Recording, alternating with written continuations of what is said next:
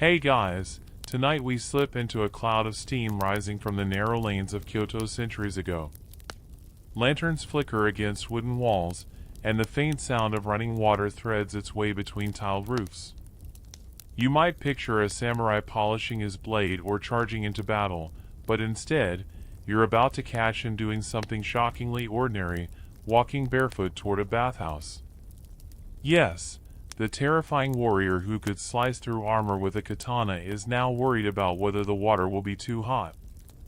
And honestly, if you were stepping into a cauldron of near boiling water after a day of armor and sweat, you probably wouldn't survive this either. So, before you get comfortable, take a moment to like the video and subscribe, but only if you genuinely enjoy what I do here. I'd also love it if you told me where you're listening from and what time it is right now. It always blows my mind to imagine all of you, scattered across the world, tuning in together like an invisible late-night village. Now, dim the lights, maybe turn on a fan for that soft background hum, and let's ease into tonight's journey together. You walk with him through the evening streets of medieval Kyoto, the air carrying the earthy scent of wood smoke and the tang of miso soup drifting from a nearby kitchen. The samurai doesn't stride like he's marching into battle. He plods, almost relieved, the weight of his swords now hanging casually at his side. There's a low murmur of people waiting near the bathhouse entrance. Some are merchants, others farmers, and here and there, another warrior like him. Already, steam puffs lazily out of the cracks in the doors, and you know the place is alive with heat. Inside, the air hits you like a blanket, warm and damp. Wooden buckets line the walls, and the smell of cedar mingles with human sweat. You're told that in 16th century Kyoto, public bathhouses, called yuya, were popular gathering points, and warriors, despite their elevated social status, often soaked shoulder to shoulder with common folk. That alone feels like a small miracle, considering how touchy a samurai could be if you so much as looked at him funny. The routine starts before anyone even dips a toe in. First, you ladle hot water over yourself, rinsing off the grime of the day. Soap, as you'd know it, doesn't exist yet, but rice bran mixed with ash is available to scrub away sweat and grease. Historians still argue whether these early exfoliants were truly effective or whether they just gave people a placebo sense of cleanliness. Still, rubbing ash on yourself somehow feels more dignified than not bathing at all. As you kneel and pour water, you notice that nobody rushes. There's an etiquette here. Take your turn, rinse quietly, don't splash, and above all, don't draw attention. Imagine the absurdity of a samurai duel breaking out while both warriors are naked, dripping wet, clutching wooden ladles. Nobody wants to test the practicality of seppuku in a steamy bathhouse, so calmness reigns. Once the rinsing is done, the real reward comes. You slip into the main pool, water scalding at first, then seeping into muscles that have been tense since dawn. The samurai lets out a faint sigh, and you do too. It's impossible not to. The bathwater is a communal pool, cloudy from constant use, yet surprisingly revered. For the warrior, this is more than hygiene. This is ritual. You might be thinking, really?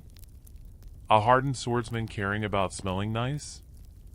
But here's the twist. Japanese culture equated bathing with purity, both physical and spiritual. Temples even sponsored baths as acts of charity, letting poor folks wash for free. Samurai, who modeled themselves on a mix of practicality and spiritual refinement, couldn't ignore this. Their clean skin was almost a badge of discipline. The irony is, while medieval Europe had nobles bragging about not bathing to preserve their natural oils, samurai were sneaking into bathhouses almost daily. Here's a quirky tidbit. Records suggest that some samurai believed lingering too long in hot water could weaken the body, so they'd sit just long enough to sweat but not enough to feel faint. It's the 16th century equivalent of a gym bro telling you not to overtrain. Still, You can't help noticing that half the men here seem determined to soak until they're red as boiled shrimp. The steam fogs everything: walls, windows, your vision. Voices echo in soft tones, muffled by the heat. In one corner, a couple of farmers grumble about taxes. In another, two merchants whisper about rice shipments. The samurai next to you tilts his head back, eyes closed, and for once, there's no calculation behind his expression. In this space, swords are silent. Life is warm, repetitive, almost mundane. And yet, it's this ordinariness that feels shocking. You expect warriors to be larger than life, but here they're just tired men scrubbing their backs, sighing with relief, and complaining about how stiff their armor feels. It makes you think that maybe the greatest secret of samurai life isn't blood or battle, but how completely normal they tried to feel once the armor came off. By the time you step out of the pool, your skin flushed and your heartbeat softened, the samurai beside you is reaching for a towel, really just a cloth strip, and wringing out his long hair. Outside, the evening has cooled, but his body steams like a pot. He gathers his things, straps on his swords, and walks back into the streets, cleaner, calmer, but no less dangerous if provoked. And you? You trail after him, wondering if, centuries from now, someone will marvel at your own weird hygiene habits. After all, future historians might look at us clinging to plastic loofahs and argue whether they were actually effective or just decorative. The night air feels sharp against your skin after the heavy warmth of the bathhouse. You walk with the samurai through narrow lanes, the sound of Geta sandals clicking on uneven stones, the world shrinking down to lantern glow and faint cricket hum. His hair is damp, tucked under a cloth wrap, and though he doesn't say it out loud, you sense he's already thinking about tomorrow.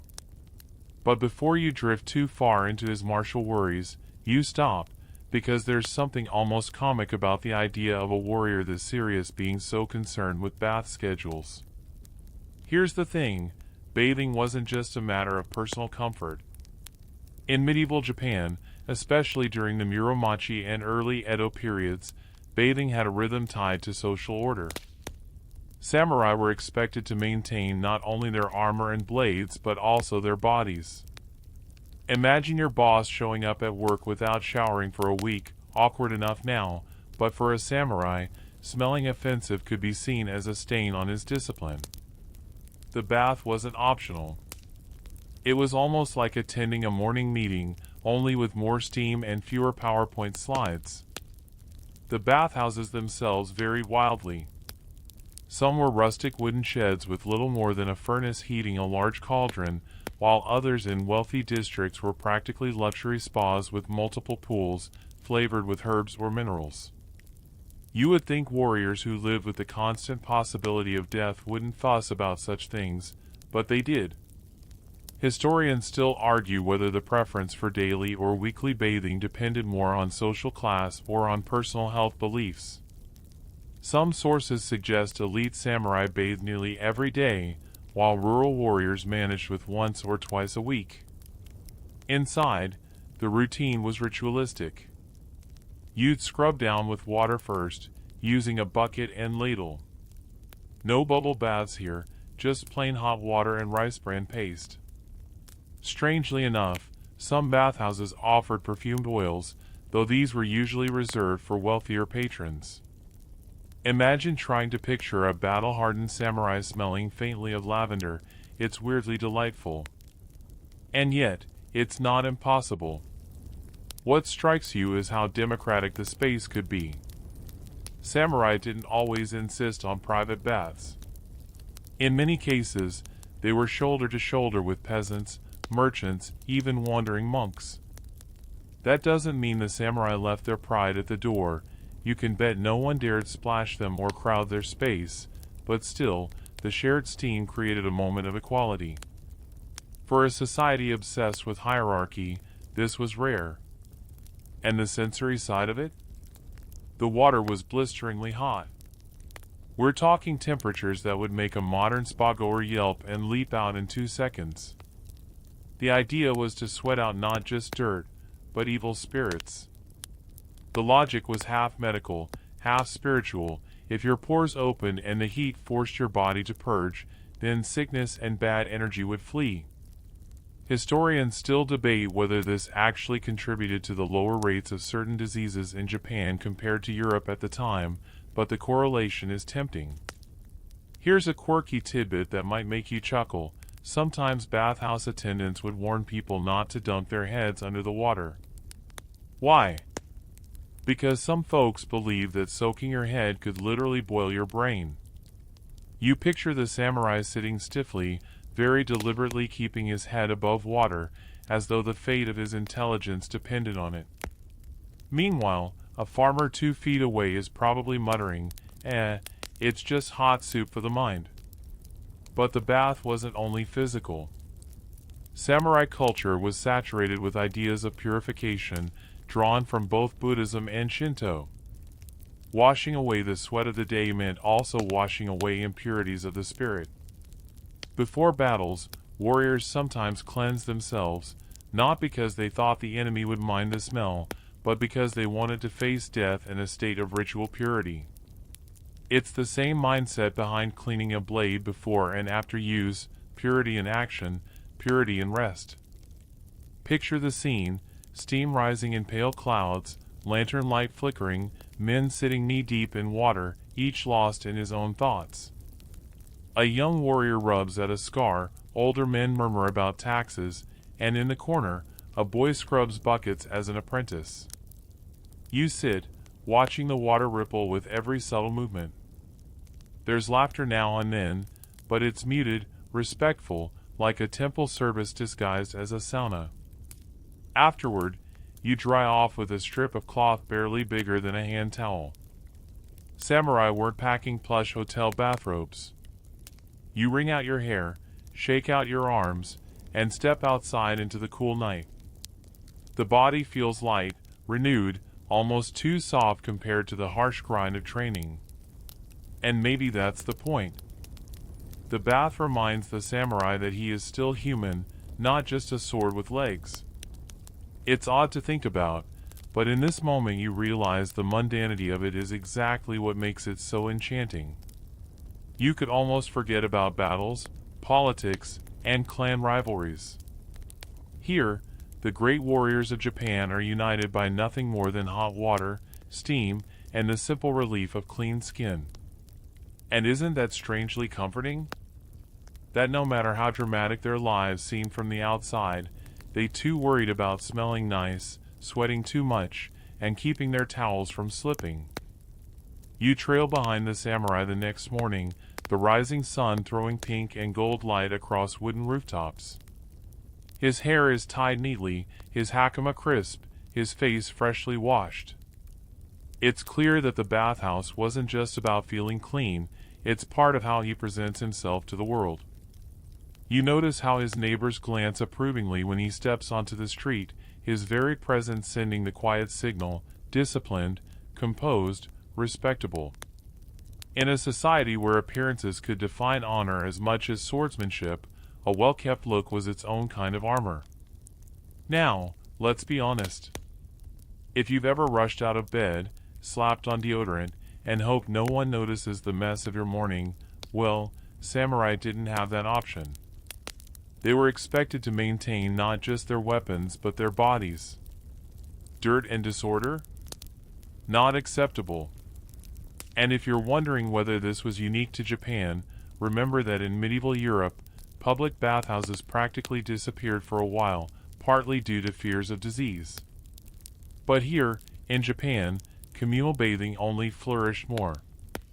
Historians still argue whether this resilience was due to Shinto's emphasis on purity or simply because the Japanese enjoyed the practical comfort of hot water too much to give it up. The rules extended even into battle preparations. Before marching out, many samurai would wash thoroughly. It wasn't just for hygiene, it was a way of signaling readiness. Think about it, going into a potentially fatal fight and still taking time to scrub? That's discipline with a capital D. One chronicler notes how warriors believed dying dirty could shame not just themselves but their clan. That's right, even in the chaos of war, body odor could be an embarrassment. And there were quirks. Picture a samurai carefully trimming his nails before a campaign. Sounds trivial, right? But nail care was tied to the idea of an orderly, honorable body. There's even a slightly morbid tradition. Sometimes a warrior's nails or locks of hair were sent back to family if he died, as a relic to honor his sacrifice. Which means, yes, he had to keep them clean. Imagine the awkwardness of sending home a grimy fingernail. You walk with him toward the local bathhouse again, but today it's more crowded.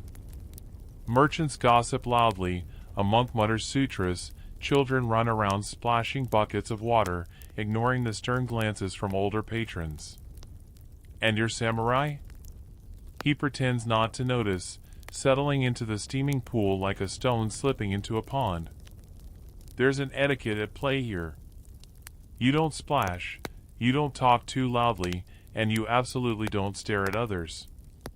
If someone breaks the code, there's a tension in the room sharper than any blade. And here's the funny part, for all the strict rules, samurai weren't immune to awkward moments. Imagine sitting in silence, trying to embody stoic dignity, when the water suddenly makes a strange gurgling sound around you. Do you move? Do you keep a poker face? It's the kind of universal human comedy you know has been happening for centuries, even if no scroll bothers to record it. The bathing process wasn't only about soaking, though. Herbal remedies came into play. Mugwort, ginger, and even citrus peels were tossed into the water for health benefits. Some believed these herbs could drive away illness, strengthen the body, or even fortify courage. It's a little like modern people tossing eucalyptus into the shower and convincing themselves it'll fix their life. Historians still debate whether these additions were genuinely medicinal or mostly psychological, but either way, they added fragrance and a sense of ritual. There's also the intriguing overlap with tea culture. Samurai who were serious about both might compare the meditative qualities of a tea ceremony with the tranquility of a bath. Both required discipline, both slowed the mind, both turned ordinary actions, drinking, washing, into something elevated. You can almost hear a grizzled warrior muttering, "Hot water is hot water, whether for tea or skin." And suddenly, his life philosophy sounds surprisingly cozy. Stepping out afterward, the samurai lets the cool air bite against his damp skin. He dabs at his arms with that same tiny towel, the one barely larger than a modern napkin. There's something so endearingly practical about it. No massive, fluffy spa towels here, just a strip of cloth that works if you're not too fussy. And maybe that's the essence of it. Bathing for the samurai was never about luxury, it was about order, control, and a dash of quiet humanity in a life otherwise filled with obligation. As you follow him back down the narrow lane, lanterns extinguished now in the growing day, you can't help but smile at the thought, history's fiercest warriors were also history's most dedicated bathers. And somewhere in that contradiction lies the charm of it all. By the time evening shadows stretch long across the wooden walkways of town, you realize that the bathing routine is not simply a matter of keeping clean, it's woven into the rhythm of a samurai's entire household. You step through the sliding doors of his home, the tatami mat sighing under your feet, and catch the faint scent of smoke rising from a wooden tub in the corner of the garden. Tonight, the family bath is being prepared. It's quieter here than the bustling public bathhouse, but no less serious. First, water must be fetched, hauled bucket by bucket from the well. And because this is no fancy plumbing situation, it's a small army effort. Apprentices, children, sometimes even the samurai himself will pitch in. You feel the weight of the sloshing bucket, the wood pressing into your palms, and think that going to the gym might be easier. But here, it's duty and routine. Historians still argue whether samurai preferred public bathhouses for the gossip or home baths for the privacy, but the truth is both mattered, and both tell you something about their lives. The tub itself, often made of hinoki cypress, holds a special place. The wood gives off a resinous, calming scent when warmed by water. It's the kind of smell that sneaks into your clothes, your hair, even your dreams. Imagine living in a world with no scented candles or fabric softener. This, right here, was aromatherapy before it became a TikTok trend. Samurai wives or mothers would often ensure the bath was drawn at the right temperature, sometimes testing it with their own hands. Too hot, and it was uncomfortable. Too cool, and it lost its cleansing magic. And here's where the rules of hierarchy creep in. If you're the master of the house, you go first. Everyone else waits, often in order of status or age.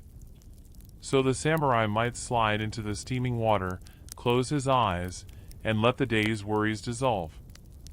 After him, the eldest son, then the younger children, and finally, perhaps, the servants. This order might feel strange to you.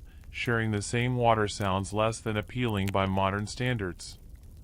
But at the time, the bath wasn't about scrubbing off grime. That was done beforehand, outside the tub with ladles and cloths. The soaking was for warmth, relaxation, and purification. By the time each person took their turn, the water might be cloudy, but the spirit of the ritual remained intact. And here's a quirky tidbit. Some families believe that soaking last in the bath, after everyone else, built resilience. Children who didn't complain about the cooled, murky water were praised for their toughness. That's right, if you ever thought your sibling fights were bad, imagine bickering over whether the bath was gross and being told it was actually character training.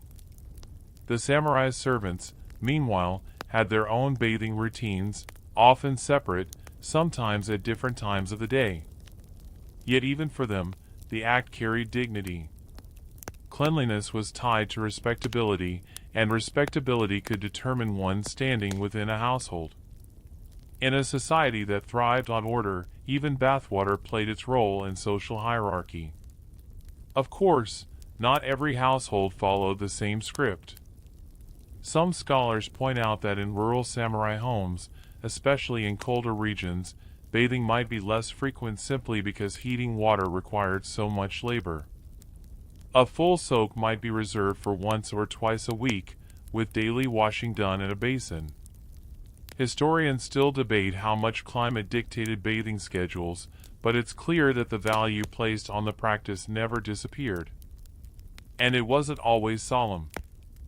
Family bath nights could be filled with laughter, jokes, and playful splashing, though probably hushed quickly if the samurai father was within earshot. One diary from the Edo period mentions children pretending to be mighty generals, splashing like they were riding horses into battle. You picture a stern warrior lowering himself into the tub while his kids giggle in the corner, and suddenly, he's less an icon of discipline and more a weary dad just trying to relax after work. As the steam curls upward into the evening sky, you watch him settle deeper into the tub, the cypress walls creaking softly around the water's pressure. His eyes close, his breathing slows, and in that stillness, you realize something. This was his safe place. A pause in a life defined by duty, loyalty, and readiness for violence. The bath stripped away armor, both literal and emotional, leaving a moment of quiet humanity. You step back onto the veranda, cool night air rushing past your damp skin, and catch a glimpse of the moon reflecting in the water's surface. For a moment, the world feels timeless. And you can't help but think, beneath all the layers of history, all the weapons and codes, the samurai's greatest secret was really just this: he liked a good soak, same as anyone else. The morning after a long soak, you notice how the samurai doesn't simply leap back into his armor and sword drills. Instead, there's an entire system of grooming that feels strangely familiar, like a mix between a spa day and a military inspection. You shuffle closer, half expecting to see jade rollers or sheet masks, and while those aren't in play, the samurai's bathroom counter, if you can call a small wooden shelf by that name, is anything but bare. You watch as he dips a cloth into a basin of cool water, wipes down his face, and pats his skin carefully. This isn't vanity, it's discipline. In Japan, clear skin and neat hair weren't just signs of beauty, they were considered reflections of moral order. A sloppy samurai was thought to be sloppy in duty, too. Historians still argue whether these rituals were more about hygiene or symbolism, but you can feel how both mattered in equal measure. His hair, tied in the famous top knot, doesn't just stay there on its own. It takes oiling and combing, sometimes by a servant who knows exactly how to smooth out tangles and prevent lice. You'd imagine lice being a constant nuisance in a world without modern shampoos, but surprisingly, the combination of frequent bathing and careful grooming helped control infestations. A quirky tidbit? Samurais sometimes used rinses made from fermented rice water, yes, the same hack currently trending on beauty TikTok. Apparently, nothing is new under the sun. After hair comes teeth. You probably brace yourself for something horrifying, but instead you find a bundle of slender sticks, frayed at one end. These chewing sticks, dipped in salt or charcoal, were used to scrub away food debris. Think of it as an ancient toothbrush with just enough grit to keep teeth reasonably healthy. Breath, however, was another story. One Edo period note suggests samurai chewed clove buds to freshen things up before court. You can almost imagine a stoic warrior sneaking a clove like a teenager sneaking gum before a date. Clothing, too, became part of this cleansing routine. Freshly bathed skin called for freshly laundered undergarments.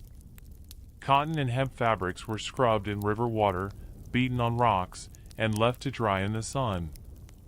The smell of clean cloth, sun-warmed and slightly scratchy, was probably as satisfying to them as a dry or fresh hoodie is to you. Sliding into these garments after a bath was a kind of reset, the day's slate wiped clean. But don't picture this as endless luxury. The grooming process could be strict, sometimes even exhausting. For example, nails had to be kept short and clean. Not out of personal preference, but because long nails were considered lazy or effeminate, qualities that clash with Bushido, the samurai code. In fact, some families recorded nail-cutting days alongside ceremonial occasions, treating them almost as mini rituals. You wonder if modern nail salons might secretly be carrying on a samurai tradition. Then there's fragrance. While heavy perfumes weren't the norm, light incense or scented woods sometimes infused garments or hair. Aloeswood and sandalwood, imported through trade, were particularly prized. Imagine the faint whisper of smoky sweetness trailing after a warrior. It's a lot less intimidating than the clang of armor, but maybe that's the point. To carry yourself with grace, even in scent, was part of being honorable. Now here's the funny part, for all their discipline, samurai were human.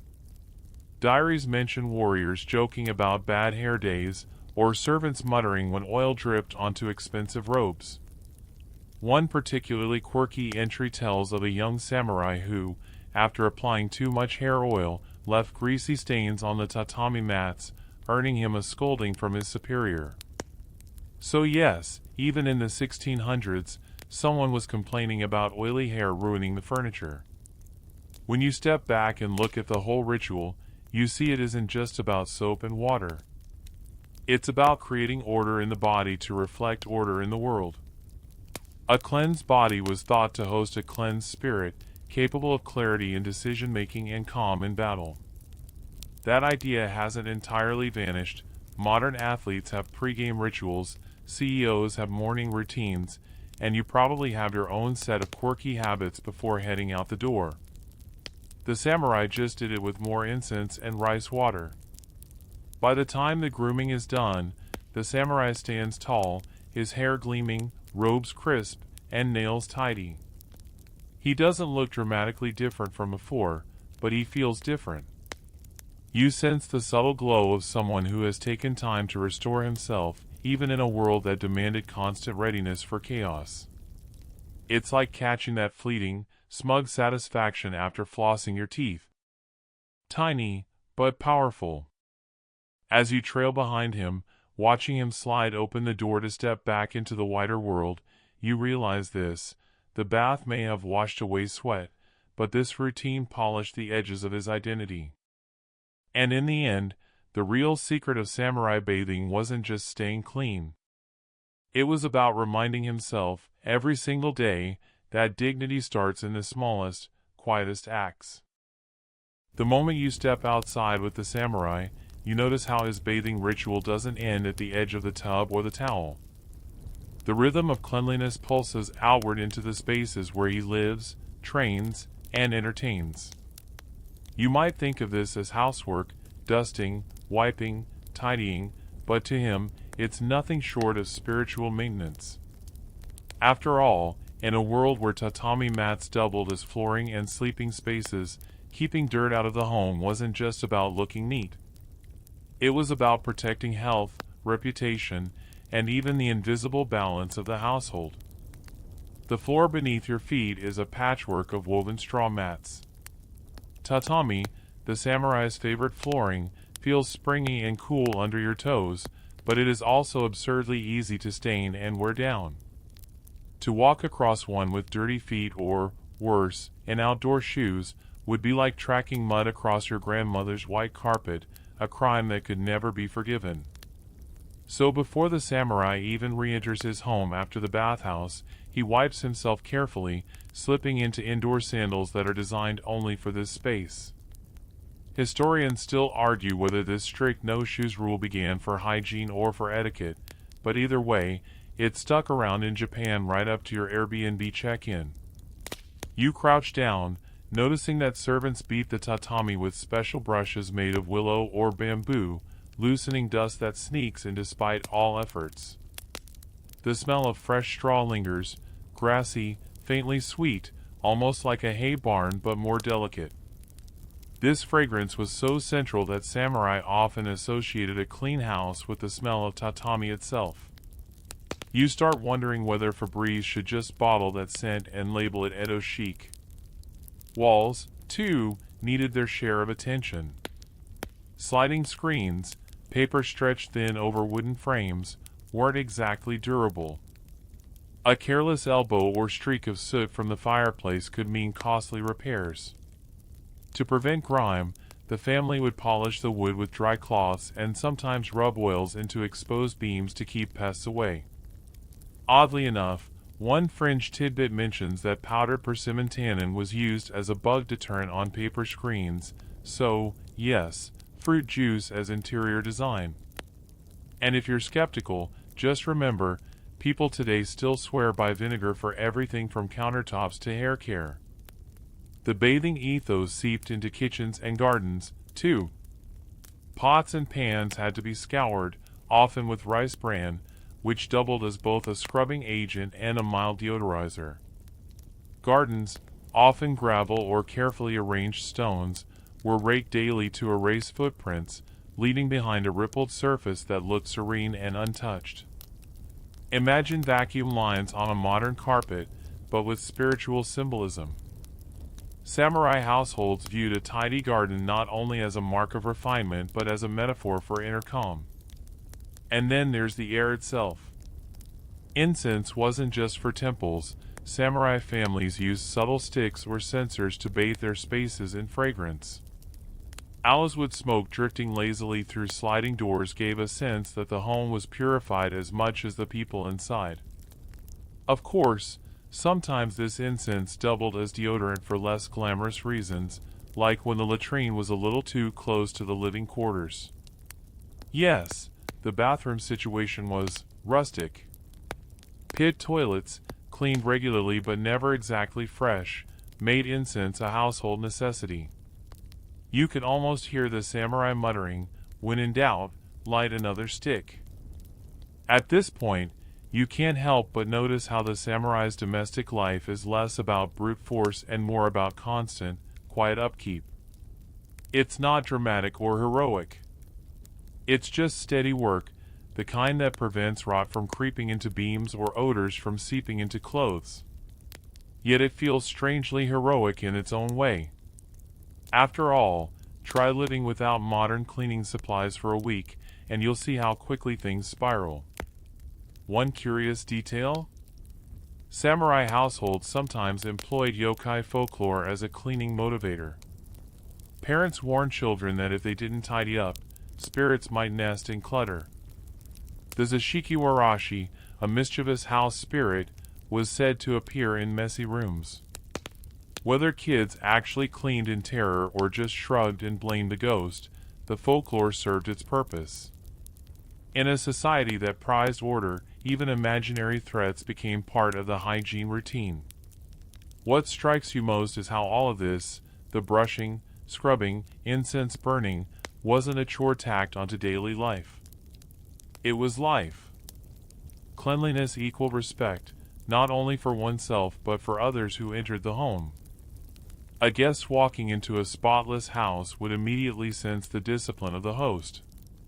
To show up to a daimyo's reception with muddy clothes or to serve tea in a dusty chamber could risk shame as much as a battlefield blunder. And here's where the bath connects back to the tatami floor. The samurai's plunge into hot water was only the beginning of a chain reaction: clean body, clean clothes, clean space, clean spirit. Everything clicked into place like polished armor plates. By the time evening fell, both warrior and household glowed with the subtle satisfaction of order. Of course, accidents still happened. Diaries mention embarrassing moments: a samurai stepping barefoot onto freshly inked calligraphy, leaving smudged footprints, or a child spilling miso soup onto the tatami. In those cases, cleaning wasn't just about scrubbing, it was about damage control, patching up stains before reputation stained alongside them. Imagine that sinking feeling you get when someone spills red wine on your beige couch. Same vibe, just with soup and straw mats. As you curl in the corner, drowsy from incense and the rhythmic sounds of servants dusting screens, you start to notice how much effort went into making life feel calm. It wasn't glamorous, but it was grounding. In fact, some historians still argue whether this obsession with domestic order helped shape the samurai's discipline on the battlefield, whether the precision of sweeping a garden translated to precision in wielding a sword. Maybe it did, maybe it didn't, but either way, you can't deny the invisible thread weaving from bathhouse steam to tatami straw. And so, while the outside world might remember the samurai for clashing swords and dramatic duels, you're beginning to see that their true stage was often much quieter. It was the tatami mat underfoot, the sliding screen smoothed with care, the faint wisp of incense masking the latrine. These, too, were the arenas where honor was kept alive, not with a blade, but with a broom. Steam curls above your head, not just from the bathhouse or the kitchen pot, but from a long, lacquered tub sitting in the corner of a wooden room. This is no ordinary washtub, it's the ofuro, the samurai's pride and joy, the centerpiece of his bathing ritual. If you thought a hot shower after a workout felt luxurious, imagine sinking your sore, armor-bruised shoulders into a cedar barrel that smells like a forest after rain. Suddenly, you start wondering if samurai life wasn't just about discipline, it was about sneaking in little slices of spa treatment, too. The ofuro is deep, narrow, and designed so you can submerge up to your neck. It's not about splashing or scrubbing, the washing happens before you even step inside. You're expected to rinse yourself clean with buckets of warm water first, so the tub stays pristine. It's like the ancient Japanese equivalent of that polite friend who says, "Please shower before you use my hot tub." You don't argue, you comply. Historians still argue whether the ofuro originated from necessity or luxury. Some say it was born out of practicality, a way to survive cold winters and keep muscles supple. Others insist it evolved into a cultural obsession with purity and order. Either way, by the Edo period, even middle-class townsfolk had some version of it, though the samurai had the finest tubs, often lined with enoki cypress wood that released a citrusy, resinous aroma when heated. Imagine bathing while wrapped in a natural air freshener. A quirky detail? These tubs weren't always heated by a simple fire beneath.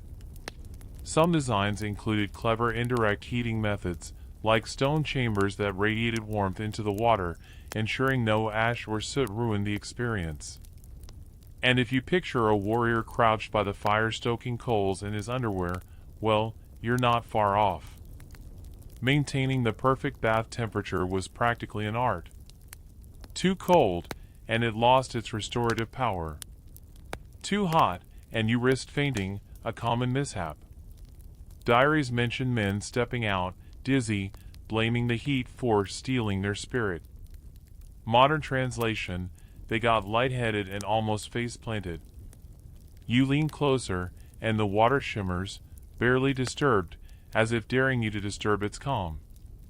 The samurai lowers himself slowly, deliberate in every movement, until the waterline kisses his chin. He doesn't talk. This isn't chatter time. It's meditation time. The water is still, but in his mind, he's combing through the day, training, duties, small humiliations, victories no one else saw. The ofuro becomes less about dirt and more about thought. The silence hangs, broken only by the faint creak of wood and the whisper of steam against the rafters. It's easy to forget, but Japan wasn't always awash with tubs. Before woodcraft evolved into making seamless barrels, people bathed in rivers or shared hot springs. The private household tub was a sign of rising wealth and craftsmanship. And with it came rituals, the order of washing, the etiquette of entering, the respect for the water itself. This wasn't just hygiene, it was choreography, a dance between body and environment. The steam fogs the room, clinging to the walls, and you notice that the samurai's skin glows faintly pink. His hair loosens, dark strands plastered against his forehead. You catch yourself thinking that for a man trained to fight wars, he looks oddly peaceful here, vulnerable, even. Maybe that's why he values this moment so much. Outside, he has to keep his guard up. Inside the tub, he can let go. And yes, there's a little humor here, too. Records mention children sneaking into tubs after their fathers, giggling as they sloshed water over the sides. Some families bathed together, especially in rural areas where wood was scarce and heating water took effort. Picture a samurai who just spent the day perfecting his sword form now wedged in a tub with his kids splashing. It's less stoic warrior and more dad life, Edo edition. But the ofuro was never purely private. In villages, communal baths, sento, were central gathering spots. Samurai often had access to private tubs at home, but they might still visit communal baths to mingle, relax, or show humility by joining ordinary townsfolk. There's debate about how much mingling actually happened.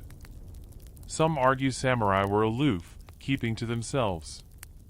Others suggest they used these visits as a chance to spy, network, or simply people watch. Imagine overhearing town gossip while pretending you're too dignified to care. The warmth seeps into your bones as you imagine staying submerged, letting time stretch. The samurai closes his eyes. His breath slows. In this tub, the line between warrior and human blurs. Here, he is not only a servant of his lord or a keeper of honor, he is a person with sore legs, a crick in his neck, and a love for the way cedar steam smells like safety. And maybe that's the real secret. The tub is a reminder that even the fiercest swordsman needs softness. Water against skin, steam against face, silence against thoughts. It's the pause between drumbeats, the calm between wars. And as you sit cross-legged nearby, listening to the faint dripping of condensation, you realize that the samurai's most important battles might not be fought with steel at all, but in the small choices that keep his body and spirit intact, one bath at a time. You slide open another set of creaky wooden doors and step into a room that feels less like a bathhouse and more like an apothecary. Jars line the shelves, filled with powders, leaves, and little bundles of herbs tied together with twine. The air is different here. It doesn't just smell of cedar and steam, but of camphor, mugwort, ginger, maybe even a hint of pine needles. If the ofuro was about cleansing the body with heat and water, this part of the ritual is about infusing the bath with meaning, scent, and sometimes a dash of superstition. The samurai's wife, or perhaps a servant, prepares sachets of dried plants to float in the water. Mugwort, yamogi, was a favorite, thought to soothe the skin, ward off evil, and even calm an anxious stomach. Ginger slices warmed the blood and were especially popular in the winter months. Rice bran tied up in cloth could be swished through the water, acting almost like a soft, natural soap, leaving the skin smooth. This wasn't just luxury, it was practical chemistry in a world before Dove body wash and tea tree shampoo. One mainstream historical fact is that herbal bathing traditions in Japan stretch back centuries, rooted in Shinto purification rituals. Bathing wasn't only about hygiene but about washing away spiritual impurities. So when a samurai lowered himself into herb-infused water, he wasn't just soaking muscles, he was performing a quiet exorcism of the day's worries and stains. And then there's a fringe tidbit you can't help but smile at. Some texts mention that certain warriors believed floating chrysanthemum petals in the tub could extend life. The chrysanthemum, symbol of longevity and imperial power, was literally turned into bath decor. Imagine a tough swordsman sprinkling flower petals into his hot water like he's about to have the fanciest spa day of 1600. Historians still argue whether samurai actually believed in the medicinal powers of these ingredients or if they were simply following cultural traditions for the sake of respectability. Maybe it was like drinking kombucha today. You don't know if the probiotics are working, but hey, it feels healthy and the Instagram shot looks good. The sachets are dropped into the water, and instantly the room fills with a herbal mist. You breathe it in, the earthy tang catching at the back of your throat, almost like walking through a mountain meadow after rain. The samurai steps into the tub again, water swirling faintly green from the herbs. He doesn't flinch. He's done this before. Maybe he even believes that the mugwort will keep him safe in battle tomorrow, or at the very least, that it'll stop him from itching like crazy under his armor. You crouch down and notice the small rituals around this. Sometimes a folded towel rests neatly on the edge of the tub, never dipped into the water. It's taboo to contaminate the bath with sweat or grime. The towel stays dry, a little companion for wiping the forehead or covering the head to prevent overheating. These details matter, etiquette is part of the magic. And it wasn't just herbs that made baths special. Salt was sometimes sprinkled around the bathhouse for purification, echoing the Shinto practice of tossing salt at shrines or even on sumo wrestling rings. In this steamy little chamber, you see the intersection of health, religion, and daily comfort. It's not simply a soak, it's a layered performance.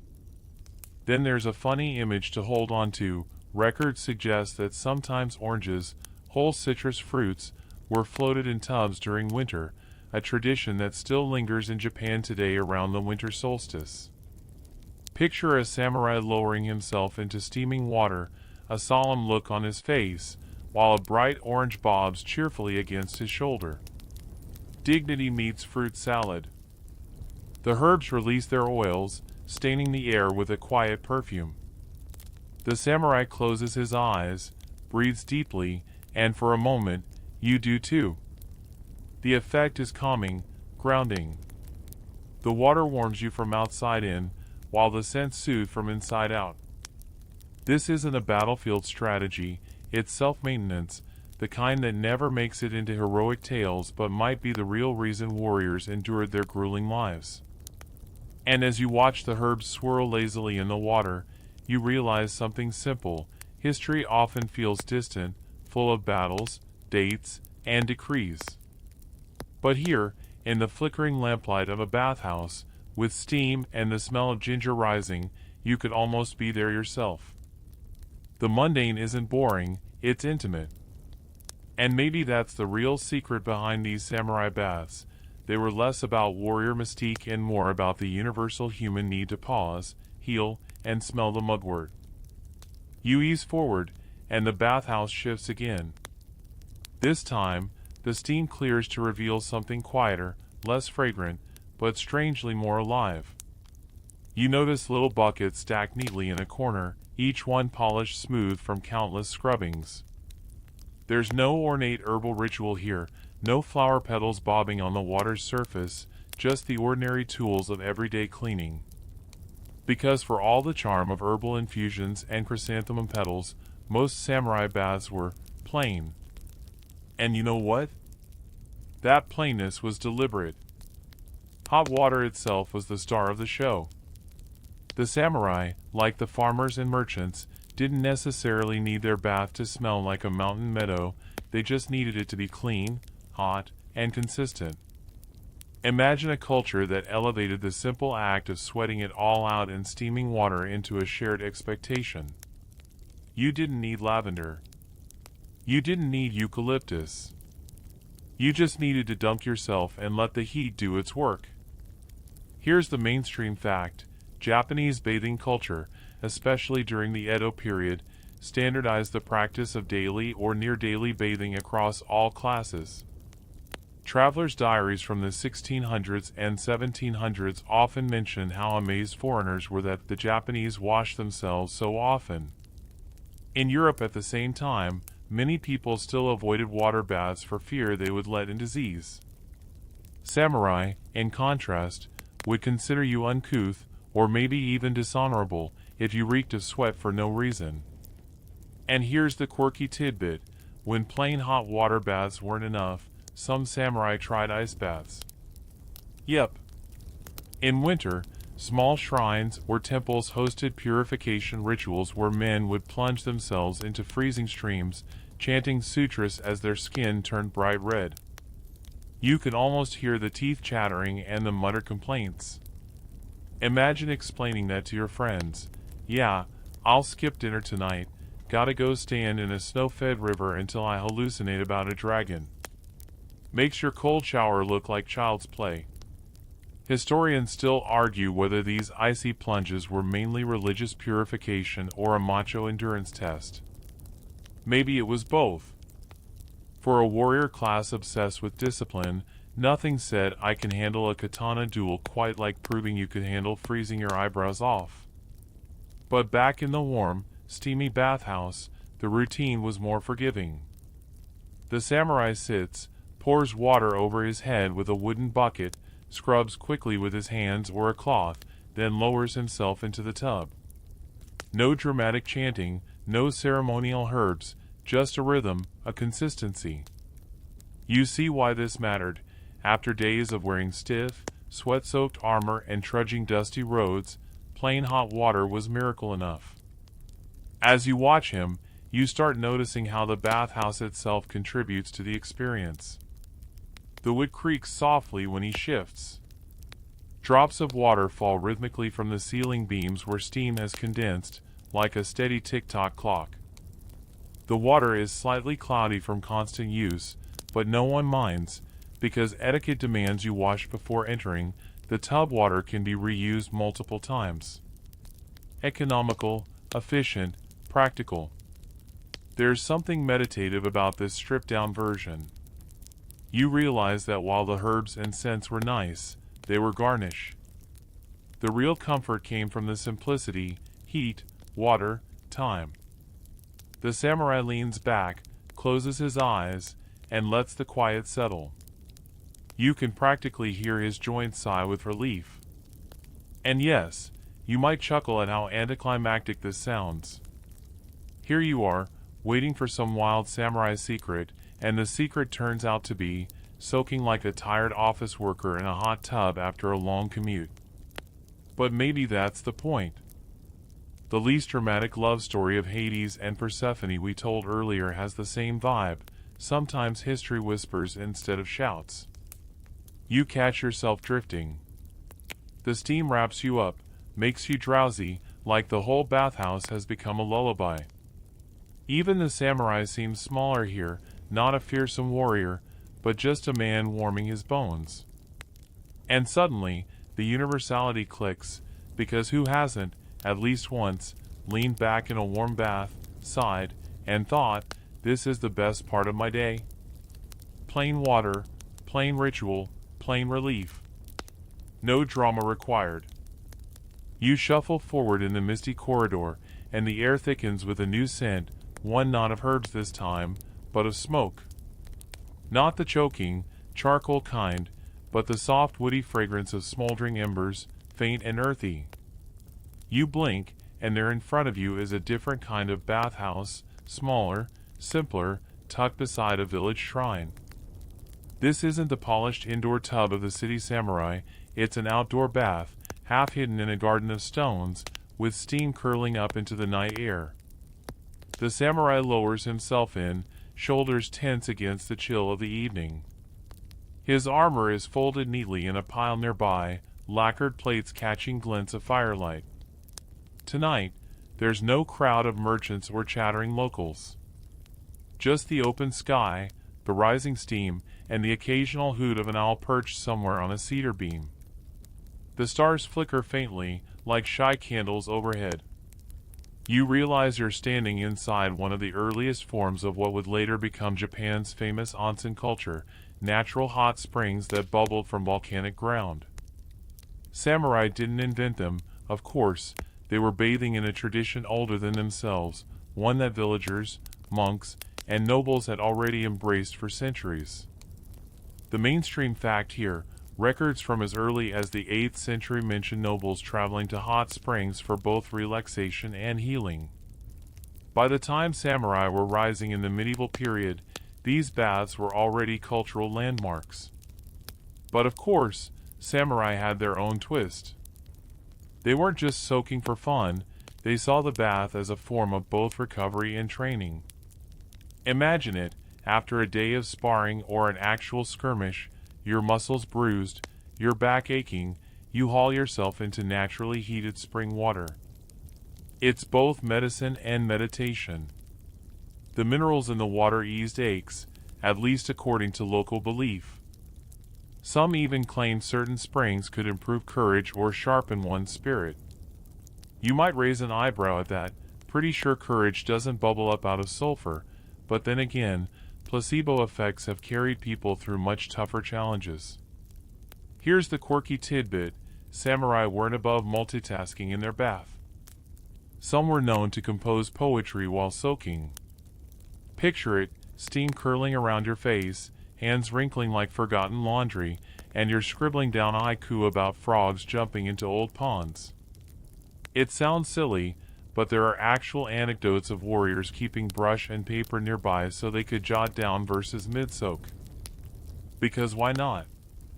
Nothing says I'm both deadly and cultured like rhyming about chrysanthemums while naked in a tub. Historians still argue whether hot spring bathing was genuinely democratized in samurai times or still reserved mostly for elites. Some sources suggest villagers and common folk also had access to local springs, especially rural ones, while others imply that the more famous baths were effectively monopolized by lords and their retainers.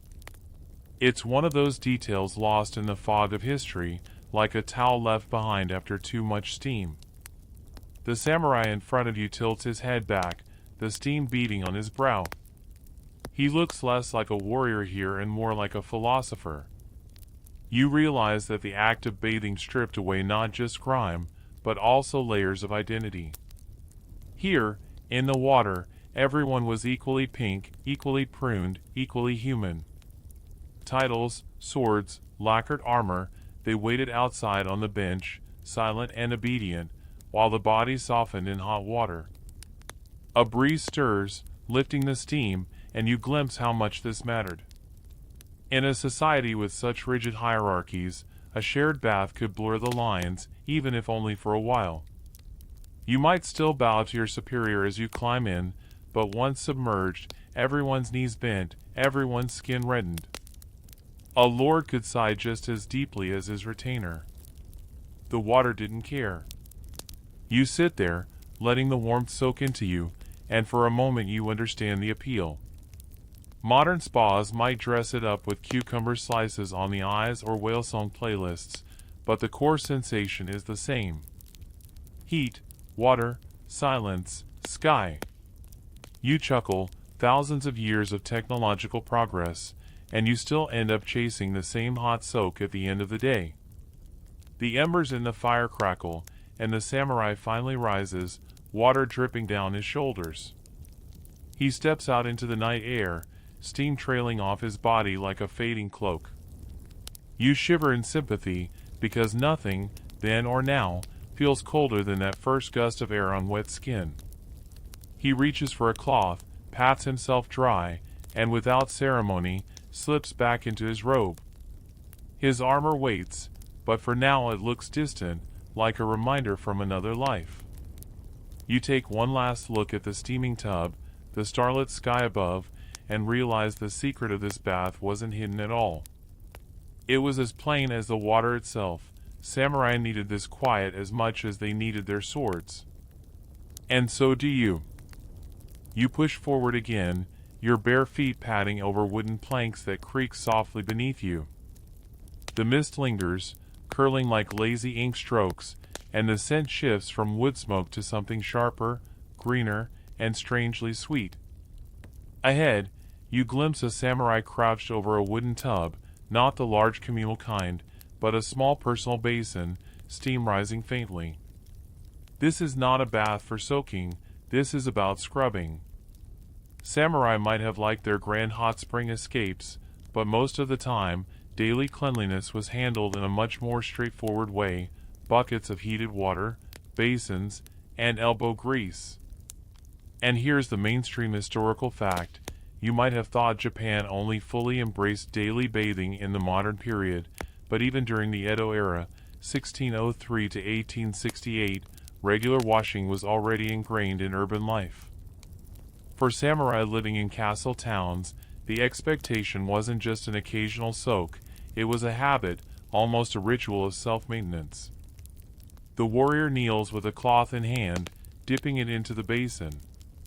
He rubs down his arms, his chest, then his legs, scrubbing until the skin flushes pink. The cloth is coarse, almost rough, because that's the point. It's less about feeling silky smooth and more about getting every speck of dust, grime, and sweat off the body.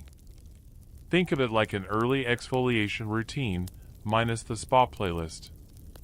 You wince a little, imagining the sting. Forget scented shower gels, this is clean the old-fashioned way, where scrubbing yourself raw is proof of doing it right. And it wasn't just about dirt. Samurai believed the body needed to be purified, spiritually as much as physically. A clean body meant a clear spirit, better focus, and sharper discipline. Here's your quirky tidbit: some manuals suggested washing armpits and groin first, then the face, because impurity flows downward. You might raise your eyebrows, pretty practical logic, if a bit awkward to think through. Suddenly, your own shower order feels like a philosophical statement. You notice the samurai dips the cloth again and wipes behind his ears with extra care. Funny, isn't it? Some things never change. Your grandma nags you about the same spot centuries later. Scholars still argue whether rural samurai could keep up this kind of daily washing, since water access varied dramatically. In cities like Edo, wells and rivers were nearby, making baths easy. But in rural mountain outposts, winters froze the ground, and clean water wasn't always simple to find. Some argue that daily scrubbing was more an ideal than a reality, especially outside urban centers. Others counter that even rural retainers prioritized cleanliness when possible because it was part of warrior ethos, an outward sign of inner discipline. The truth, like so many things, probably depends on where you lived and how deep your pockets were. The samurai in front of you sets aside the cloth, dips a ladle into the hot basin, and pours it over his head. Water cascades down, dripping into the floorboards. For a moment he looks almost monk-like, water gleaming in rivulets, eyes closed in silent reflection. This was common. Many samurai borrowed from Buddhist ablution practices, seeing cleanliness as both worldly and sacred. Washing wasn't vanity, it was a way to shed distraction. You can't help but think how this resembles modern athletes' routines. A marathon runner today might swear by ice baths for recovery, a samurai swore by scalding hot water for renewal. The principle is the same: torture your body briefly so you can perform better later. Humans are nothing if not consistent in their self-punishment. And then there's the social angle. Imagine you're a samurai retainer reporting for duty. You've polished your sword, tied your robe neatly, and you stink. Bad first impression. Hygiene was part of status. Being clean meant you were disciplined and presentable. Being dirty? That suggested laziness, or worse, disrespect. In a world where appearances mattered almost as much as skill, your wash basin was as vital as your katana. You smile at the absurdity. You always pictured samurai as stoic figures on horseback, blades gleaming in the sun, not fussing over whether their neck folds were properly scrubbed. Yet here he is, shaking water off his hands, towel drying his arms with fastidious care. The great warrior class, reduced to the same awkward flailing you do when your towel is too small to cover both shoulders at once. The floor glistens with water, the basin now empty. He tips it onto its side, lets the steam fade, and folds the cloth neatly, a small gesture of order. And then he sits quietly for a moment, back straight, as though the cleaning has prepared him for something else: conversation, duty, maybe even a tea ceremony. That's the part modern showers rarely give you. You don't usually step out of your bathroom ready to face death with serenity. You're lucky if you step out remembering to bring socks. You leave him there, drying calmly in the evening air, and you realize this wasn't just hygiene. It was discipline. Every stroke of cloth, every pour of water, was part of the samurai's armor, not the lacquer and iron kind, but the invisible armor of habit, self-control, and readiness. You move along the dim wooden corridor again, mist softening the edges of everything you see. This time you catch the faint crackle of pine firewood and, carried on the smoke, the earthy perfume of mugwort and ginger. The air feels thicker, tinged with herbs, and you realize you've stumbled into another corner of the samurai bathing world, not just water, but water-enhanced, tinkered with, seasoned like soup. Herbal baths had their own history in Japan, used for both health and ritual. And here's the mainstream fact to ground you: traditional Japanese medical texts from the Edo period recommended certain plants, ginger, mugwort, and even yuzu fruit, to stimulate circulation, soothe aches, and drive out evil winds. Yes, evil winds. You imagine some poor samurai waking up sore, his wife muttering, "Honey, you've got evil winds again, soak it off." You peer into the small chamber and watch as attendants toss bundles of herbs into steaming tubs. The bundles hiss and bubble, releasing waves of scent so strong you almost sneeze. A warrior lowers himself in, grimacing at first, then sighing deeply as the warmth takes hold. His shoulders unclench, and his expression softens into that universal face of "I never want to get out of here." Suddenly, the fearsome samurai looks more like an overworked salaryman at the spa. Here comes your quirky tidbit: yuzu baths, soaking with whole citrus fruits floating around like bobbing suns, became popular during winter solstice. The belief was that citrus oils kept you from catching colds. It's basically the 17th century version of someone insisting essential oils will cure everything. Scholars still argue whether the samurai themselves really embraced these fruit baths or if it was more a townspeople custom that trickled upward. Some say samurai were too serious for fruit-infused soaks, others note they weren't above enjoying small comforts, especially after days in armor. The samurai shifts, picks up one of the herb bundles, and squeezes it gently, releasing darker clouds into the water. The smell of mugwort sharpens, bitter and grassy. Mugwort baths were believed to improve blood flow, warm the body in winter, and even ward off bad luck. Imagine a soldier, stiff from training, sitting in a steaming herb brew, half hoping his muscles heal and half hoping the universe forgives whatever karmic slip he made last week. Herbal soaks were not just medicinal, though. They doubled as small rituals of renewal. Bathhouses sometimes prepared purification baths before major festivals, letting bathers feel physically clean and symbolically reset. For a samurai, these moments blurred the line between health and spirituality. Was he washing away grime, or misfortune, or both? Scholars still debate whether these baths were more cultural than clinical, since medical texts didn't always line up neatly with actual practice. You catch yourself thinking how oddly familiar it feels. People today buy bath bombs shaped like glittery donuts, promising stress relief and soft skin. Back then, samurai bought bundles of dried mugwort. Different packaging, same impulse, make the tub more exciting.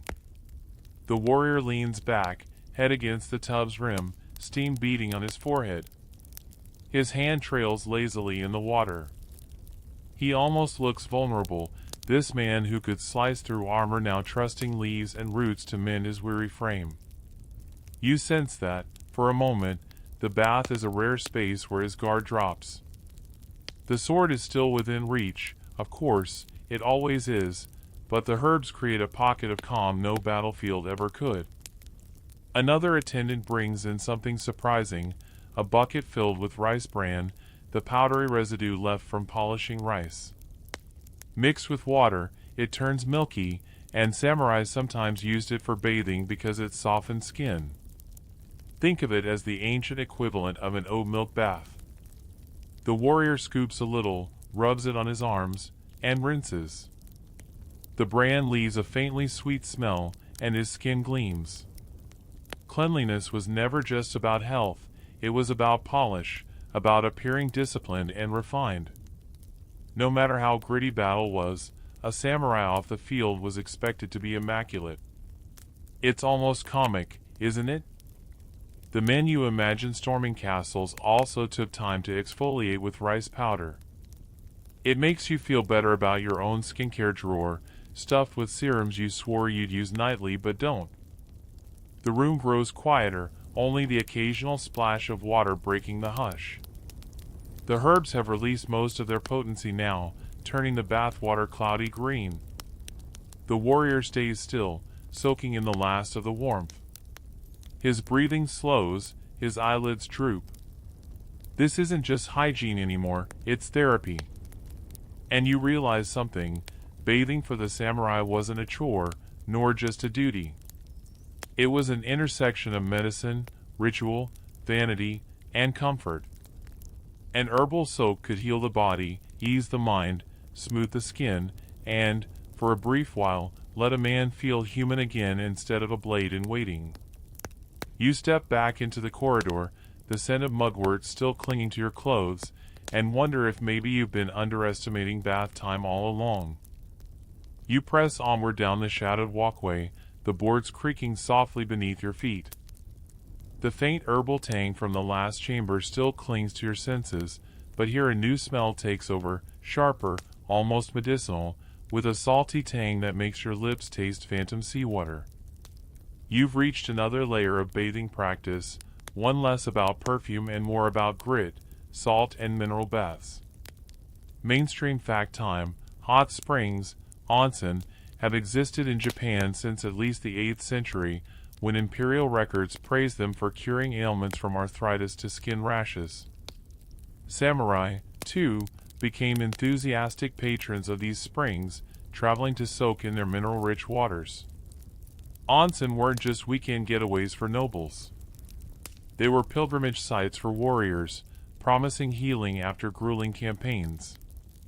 But you're not at a fancy mountain resort just yet. In the dim bathhouse before you, attendants stir huge baskets of coarse salt into tubs of steaming water. The salt doesn't dissolve immediately, you hear it crunch and scrape against the wooden bottom. The samurai lower themselves in, their faces twitching as the salty heat bites at cuts and scratches. You imagine the sting. It's that same wince you feel when you pour rubbing alcohol on a scrape and immediately regret being alive. Yet the warriors endure, believing the salt pulled impurities from the skin, toughened their bodies, and maybe even scoured away bad spirits. Here comes your quirky tidbit. Some samurai believed salt had supernatural cleansing power, not just medical value. You might have seen this custom still around today. Restaurants in Japan sometimes put a little mound of salt outside the door. That practice, rooted in Shinto, was thought to purify a space and attract good fortune.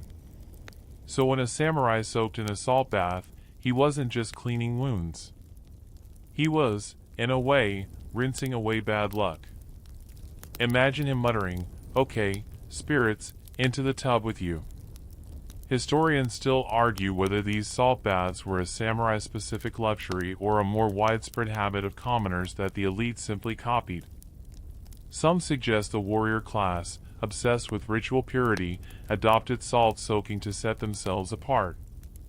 Others say they just jumped into whatever was available, salt or no salt, and the spiritual meaning was added later. Either way, salt lingered not only in their bathwater but also in their daily rituals. Now your attention drifts to the mineral tubs. These baths mimic onsen but in miniature. Crushed minerals, powdered stones, even ground sulfur were sometimes mixed into hot water to replicate hot spring benefits when travel wasn't possible. The smell? Let's be honest, sulfur is basically rotten eggs in liquid form. You picture a stoic samurai sinking into a tub, surrounded by steam that smells like breakfast gone horribly wrong. Still, they swore it eased joint pain and fatigue. The line between medicine and torture blurs here. A warrior nearby dips his cloth into the salty water and presses it to his knee. You notice how carefully he does it, almost reverently, as if treating not just soreness but something sacred. For samurai, the body wasn't just flesh, it was a tool of duty, a vessel of loyalty. To neglect it was to dishonor not just yourself but your lord. Soaking in salt, minerals, or springs was less indulgence, more maintenance.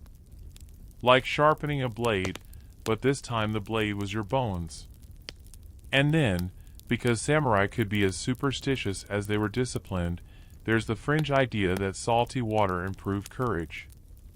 A 17th century anecdote mentions warriors taking brief plunges in cold, salty baths before campaigns, as if fortifying themselves against fear. It's like drinking a bad-tasting energy drink today. You're not sure it works, but the ritual convinces you it must. As you watch, the room shifts. Steam gathers in thicker veils, blurring the outlines of figures in the tubs. Their voices murmur low, trading remarks about battles or gossip about the castle, but their postures soften in the warmth. The samurai who once looked like stone statues now resemble tired men, briefly at peace. The salt grains crackle against wood, dissolving slowly into nothing, as if reminding you how even harshness can dissolve into calm if given time. And you, standing in the corner, realize how modern it all feels. Today people fly across oceans to sit in Dead Sea pools or mud baths that promise minerals for the skin. The samurai didn't need spa brochures, they already knew water mixed with salt or stone could make them feel stronger, cleaner, luckier. Maybe they didn't always know why, but they trusted the sting. The sharp smell follows you as you step back into the corridor. Behind you, the warriors stay submerged, half vanished in steam, as if they're becoming less warriors and more ghosts. Yet you know they'll emerge renewed, ready again to wear the mask of discipline. Salt has scoured their bodies, and, in their minds at least, polished their spirits too. You shuffle onward, your feet brushing over the smooth, worn planks of the corridor, and a softer fragrance slips into your senses this time, not sharp like salt, not sulphurous like those mineral tubs, but faintly floral and almost powdery. The air here feels lighter, scented as though the room itself had been brushed with petals. You pause at the threshold and realize you're entering another side of samurai bathing culture, one that trades in subtle luxury, the world of oils, powders, and perfumes. The mainstream historical fact first: by the Edo period, the Japanese elite, samurai included, had developed a fascination with fragrant woods and incenses. Courtly traditions of scent blended with warrior households, where samurai used aromatic oils not only to freshen up after a bath but also to signal refinement. After all, smelling pleasant wasn't just vanity, it was etiquette. Imagine stepping into a daimyo's chamber still smelling like swamp water, you'd be sent right back outside. But you notice something quirky: instead of splashing cologne like someone at a mall kiosk, samurai sometimes dusted themselves with finely ground powders made from camellia flowers, iris roots, or even crushed shells. The powders clung lightly to damp skin after bathing, giving both a faint aroma and a soft texture. Think of it like the 17th century version of baby powder, but intended to make a warrior feel dignified enough to hold court. Some warriors were so fond of these powders they carried small lacquer containers in their armor chests, because yes, nothing says tough fighter like carrying around your favorite floral dust. And here's a debate scholars still pick over: did samurai adopt these perfumed habits because they genuinely enjoyed them, or was it more about aligning themselves with aristocratic court culture? Some argue the warrior class borrowed heavily from the courtly elite in Kyoto, imitating perfume practices to prove they weren't just rough brutes.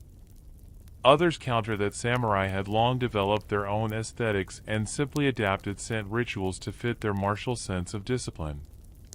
No single answer fully satisfies, and maybe the truth lingers somewhere in that faint trail of fragrance. The scene before you hums with quiet detail.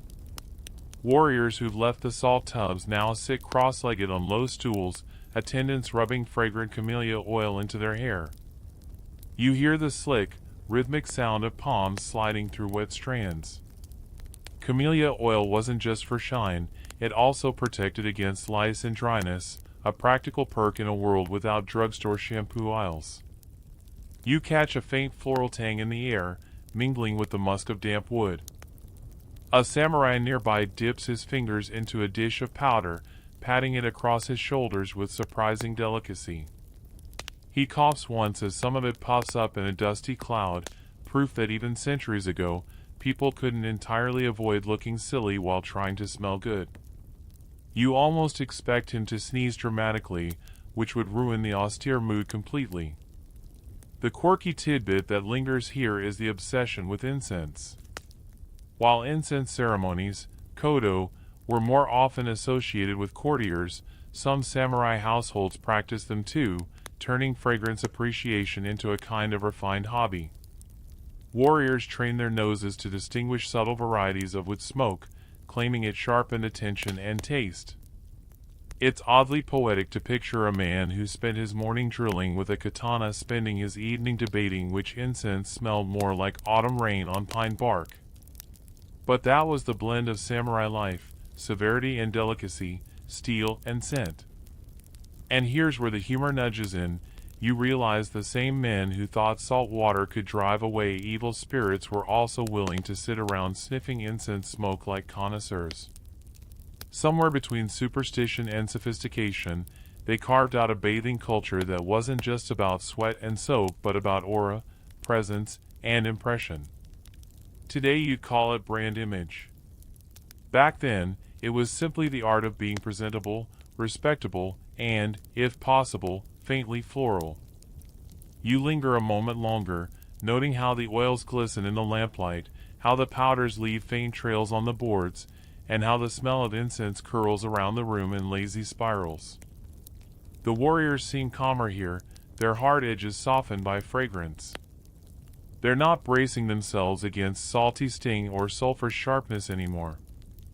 They're indulging in something lighter, almost whimsical, and yet still tied to duty, the duty to appear polished, controlled, and unmistakably proper. As you turn back into the hallway, you carry that faint sweetness with you, a reminder that even behind rigid armor and ritual discipline, samurai still cared about something as small and as profoundly human as wanting to smell nice. You slip farther down the shadowed hallway, the scent of incense fading as you push open another door. A sharper warmth rolls out, heavy with steam, but this time you catch a different note: wood, resin, and the faint tang of burnt citrus peel. This is the bathhouse hearth, the place where fires are stoked, kettles hiss, and samurai learn, perhaps more than anywhere else, that bathing is never just about dunking yourself in warm water. It's about the slow choreography of heat itself. The mainstream historical fact here is simple: Japanese bathing culture in the samurai age relied on communal fires to heat both water and rooms. These fires, fueled by pine logs, charcoal, or sometimes bundles of brushwood, weren't just practical, they became a central part of the experience. Attendants and household servants managed them constantly, while warriors occasionally oversaw the process as a mark of discipline. Fire was an unspoken character in the bathhouse, humming beneath every soak, its glow shaping the entire mood. And then, a quirky little twist: some bathhouses tossed orange or yuzu peels into the steaming water during winter. The practice gave off a fresh aroma and supposedly warded off colds. Picture a solemn warrior with stern eyebrows slipping into a tub that smells like citrus tea. It's not the most fearsome image. But still, there's something charming about the thought of samurai unknowingly inventing the 16th century version of spa aromatherapy. If you close your eyes now, you can almost feel that warm vapor rolling over your cheeks, a faint orange sweetness clinging to your nostrils. Of course, historians still argue whether this kind of perfumed bathing was widespread or confined mostly to upper-class homes in urban centers like Edo and Kyoto. Rural bathhouses might have stuck with plain smoke and boiling water, while city elites could afford the luxury of extras like fruit peels, herbal sachets, or even imported spices. The divide highlights how samurai culture was never monolithic; it bent and flexed depending on geography and wealth. You settle near the fire pit itself, watching an attendant shovel glowing embers into a brazier. The room is hot, almost uncomfortably so, but in a lulling way. The flicker of the flames bounces against the polished tubs, shimmering faintly across water already trembling with heat. A group of warriors wait patiently, sitting on stools, sweat beading down their temples as though the steam itself has begun to wash them before they even enter the bath. It's here you notice the ritual of patience. The bath isn't rushed, the fire dictates its timing. You can't just crank a knob like in your apartment shower. Instead, you wait, gauging readiness by sound and scent, the boil of water, the hiss of steam, the crackle of wood. Samurai prided themselves on this waiting as much as the bath itself. Endurance was part of the cleansing. You stand there, sweat gathering at your collar, thinking that modern people could barely last 3 minutes before complaining on social media. And there's another odd little tidbit: sometimes bathhouse attendants tossed herbs like mugwort into the fire, letting smoke curl through the room with a medicinal edge. Mugwort was believed to repel insects and bad spirits, because obviously even evil entities can't handle the smell of burning weeds. So if you ever feel haunted, maybe try setting a pot of herbs on the stove and see if that does the trick. The warriors here seem oddly softened by the firelight, their expressions calmer, shoulders slackened. You realize the hearth isn't just about heating water but about heating people. It breaks down some of their rigidity, the glow painting their features in gentler hues. Even their stern brows loosen as they chat quietly, their words low and steady. Some of them fan themselves lazily with folded towels, others sip water to balance the heat. It's like a living sauna, the kind you might stumble into on a spa trip, except there are swords leaning against the wall instead of rolled towels.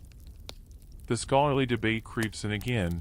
Were these firelit gatherings a conscious space for social bonding, or just an inevitable byproduct of practicality? Some suggest samurai households deliberately turned the hearth into a site of camaraderie, where attendants and warriors brushed shoulders in the glow of necessity. Others believe it was never that intentional, just what happens when too many people have to share the same source of heat. Either way, the outcome is the same: fire softened the edges of warrior life. As you sit back and feel the steam rise, you catch yourself smiling at the thought: fierce samurai warriors depending on citrus peels, herbal bundles, and the humble fire pit to keep their lives balanced. For all the armor, the swords, and the martial pride, so much of their daily peace came from sitting around and waiting for water to boil. You exhale slowly, shoulders heavy, as if you've taken in some of that warmth yourself. And just like that, you're pulled deeper into the mundane yet intimate heartbeat of their world, where flames flicker, sweat trickles, and discipline takes the form of stillness before immersion. You step away from the glowing hearth, the crackle of fire fading behind you, and follow a corridor that curves toward a quieter chamber. The air cools slightly, still damp with steam, but here the soundscape shifts: less chatter, more dripping water, and the hollow echoes of wooden buckets being set down on planks. This is the preparation space, where warriors go through the unspoken ritual before they ever dip into a bath. The mainstream historical fact that frames this scene: in traditional Japanese bathing, the actual soak was only part of the process. The more critical step, at least for cleanliness, was washing before you entered. Buckets, ladles, and stools were arranged in lines, and each bather scrubbed down with water from the tub, sometimes using cloths, sometimes only their hands. A bath wasn't a place to get clean, it was a place to relax after already becoming clean. If you carried dirt into the bath itself, you'd earn more side-eye than a guy wearing socks into a swimming pool. You watch as one warrior crouches, pours a bucket of steaming water over his shoulders, and exhales sharply, his hair slicked down instantly. Another takes a small cloth and rubs along his arms methodically, while a third sits cross-legged and scours his calloused feet. None of it looks glamorous, but there's a rhythm to it, a meditative repetition that turns hygiene into something close to ritual. And here comes the quirky tidbit: samurai occasionally used rice bran as a cleansing agent, mixing it with water to create a gentle scrub. It left the skin smoother, supposedly brighter. Imagine a battle-hardened warrior exfoliating with the same ingredient you might find in your breakfast cereal. Maybe somewhere in history's lost corners, a daimyo's wife walked in, saw her husband rubbing rice bran paste on his face, and just sighed, "Yes, dear, very terrifying." Historians still argue whether these preparatory washings were enforced with strict etiquette or left more flexible, varying from household to household.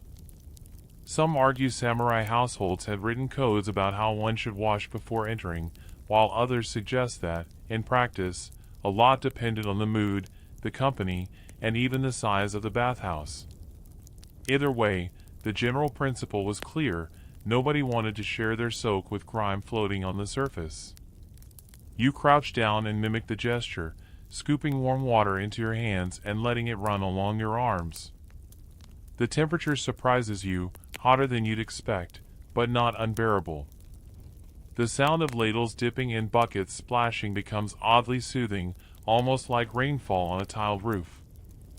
A warrior beside you hums under his breath as he scrubs, and you realize this ritual of washing isn't just physical, it's a little pocket of psychological release before the deeper calm of the soak. In the corner, a servant stirs a basin filled with herbs. The greenish liquid sends up a sharp smell of shiso leaves, a plant still used in Japanese cooking today. Some believed its oils helped ease skin irritation or ward off infections. You picture the scene as a blend of science and superstition, antiseptic properties mixed with the idea that sharp scents chased away bad luck. It's not unlike how modern people light eucalyptus candles in their bathrooms, convincing themselves it's both therapeutic and chic. The more you watch, the more this room feels like a threshold. It's neither the battlefield nor the final soak, but the liminal space between. Here, rank softens slightly. The most senior lord still bends to pour water over his feet, the youngest retainer still has to sit patiently and scrub. Swords rest by the wall, silent and irrelevant, while towels and buckets take center stage. For a brief moment, hierarchy yields to hygiene. There's an almost comic detail, too. Some accounts mention warriors humming or even singing as they washed, turning the chamber into a faintly musical place. The acoustics of wood and steam made voices echo strangely, sometimes harmonizing unintentionally. So yes, imagine stoic samurai lords accidentally producing bathhouse barbershop quartets while scrubbing their elbows. Probably not what the history textbooks emphasize, but it makes them feel almost human. As you linger, you find the air heavy but cleansing, every breath a mix of wood steam and faint herbal sharpness. Your skin prickles from the heat, pores opening in preparation for the soak you haven't yet reached. And somehow, in this simple act of crouching, pouring, scrubbing, and waiting, you sense the hidden discipline that defined these men. Bathing wasn't indulgence, it was order, structure, and the quiet realignment of body and mind after the chaos of daily life. You glance back toward the tubs, steam still curling upward like little ghosts, and realize you're ready to step closer, dripping slightly, already half renewed. The mundane ritual has worked on you, too. You shuffle closer to the heart of the bathing house, droplets still trailing from your arms, and the space opens wider, brighter with steam, the tubs waiting like giant wooden bowls carved into the earth. They're deeper than the buckets, broader than the basins. These are the communal soaks, the reward after the careful pre-wash, and the air above them trembles with heat. You pause at the edge, watching how the warriors lower themselves with a careful choreography, step down, breathe sharply, then sink until only shoulders and heads remain. The rest vanishes beneath the clouding surface. Here lies a mainstream historical fact. The soaking tubs, called ofuro, were often cylindrical and made of wood, bound with copper or iron hoops. Unlike modern baths filled and drained with ease, these tubs were heated constantly, sometimes by placing stones warmed in fires directly into the water. In wealthier households or communal bathhouses, the water could be kept hot for hours, shared in sequence by many bathers. The water didn't circulate or bubble, so etiquette mattered even more. Cleanliness before soaking wasn't just suggested, it was survival for the water quality.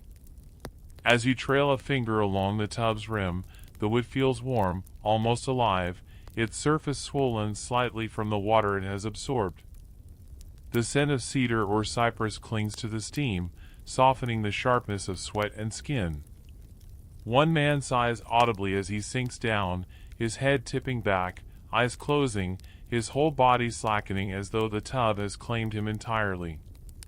And here's your quirky tidbit. Some samurai would place folded towels on their heads while soaking, not to wipe sweat but to prevent overheating.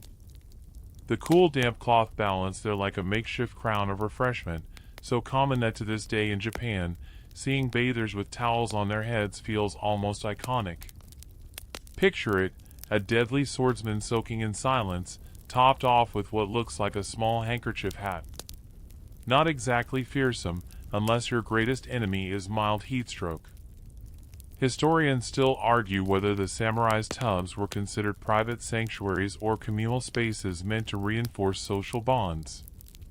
In some accounts, lords enjoyed individual baths, even separate annexes, while their retainers waited their turn. Other descriptions emphasize group soaking as a way of lowering barriers, hierarchy dissolving at least temporarily in the warmth of hot water. Perhaps it depended on the household, or perhaps memory itself has blurred the lines between solitary ritual and collective pause. You take a breath and slip in yourself, the heat swallowing your legs, then your torso, then pressing against your chest. It's a shock. Your lungs fight for air at first, but then the release comes, muscles unwinding as if they've been waiting centuries for this. Around you, the bathers hum softly or simply close their eyes, their swords resting somewhere in a dry corner, their roles on hold. Every ripple is magnified. Someone stretches and water shifts against your shoulders. Someone exhales and the steam curls thicker. The shared stillness creates its own rhythm, a pool of sound made of sighs, trickles, and the occasional splash of someone pouring water over their own neck. There's another small practice here. Some men scoop up water with wooden ladles and drizzle it down their arms or across their heads, even while soaking. The repetitive gesture keeps circulation steady and prevents faintness. You mimic it, the ladle's edge smooth against your palm, the water cascading with a weight that somehow feels lighter than the bucket pours earlier. The room itself is a contradiction, silent yet alive, warm yet calming, communal yet intensely private. You feel both part of a shared current and lost in your own drifting thoughts. In fact, this was part of the design. The bath wasn't only for washing but for resetting. After hours of training, administration, or warfare, the soak stripped away more than dirt.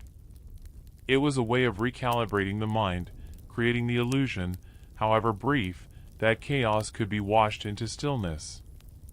A servant in the corner tends to the firebox that keeps the water hot, sliding logs into a roaring belly of flame.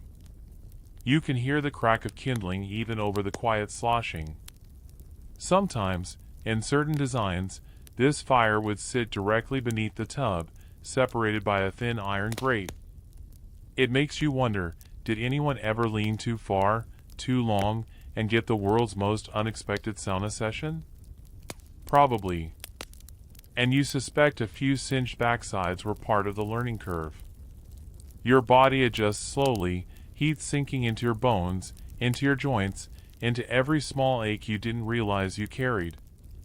Beside you, a warrior mutters softly about the day's training. Across the tub, another chuckles, maybe at some private joke. The water absorbs not only sweat but tension, turning the room into something that feels almost sacred. You tilt your head back, close your eyes, and realize why this mattered so deeply to the samurai. In a life dictated by precision, discipline, and constant awareness, the tub was the one place where you could literally let things slip. Not a battlefield, not a strategy meeting, not a sparring match, just wood, steam, and water enveloping you until you couldn't tell where your body ended and the warmth began. The water still clings to your skin as you step out of the tub, and the contrast hits you immediately. The air feels cool, almost sharp, though the room itself is heavy with steam. You reach for a small towel, the fabric rough but comforting, and begin to pat yourself dry. Around you, the samurai do the same, their movements unhurried. This is the afterbath ritual, and it has its own rhythms, its own unspoken etiquette, just as precise as the washing before. Here's a solid historical fact. Drying cloths in medieval Japan were often woven from hemp or cotton, both absorbent and resilient. Cotton became more common later, but early records mention hemp's prevalence, sturdy enough to withstand constant washing and wringing. They weren't plush by any means. In fact, the scratchiness might have doubled as a kind of massage, stimulating circulation as you rub down. Imagine today's spa towel service, but dial back the fluff by about 1,000 years. You notice one samurai carefully wiping between his toes, another patting his arms with almost ceremonial precision. For them, drying wasn't just about getting rid of moisture, it was about sealing in the benefits of the soak, making sure no chill crept into muscles freshly loosened by the heat. In winter especially, catching a draft after a bath could undo everything the ritual had just restored. And here's your quirky tidbit. Some bathers, especially those with a superstitious streak, believed in drying their earlobes as a small charm against headaches. The logic? Damp ears plus cold air equaled future pain. It sounds strange, but considering how often samurai wore helmets pressing against temples and ears, maybe it wasn't so far-fetched. You rub your own ears now, half amused, half convinced you're preventing a samurai-sized migraine. Historians still argue whether this drying ritual was entirely private or whether attendants sometimes helped.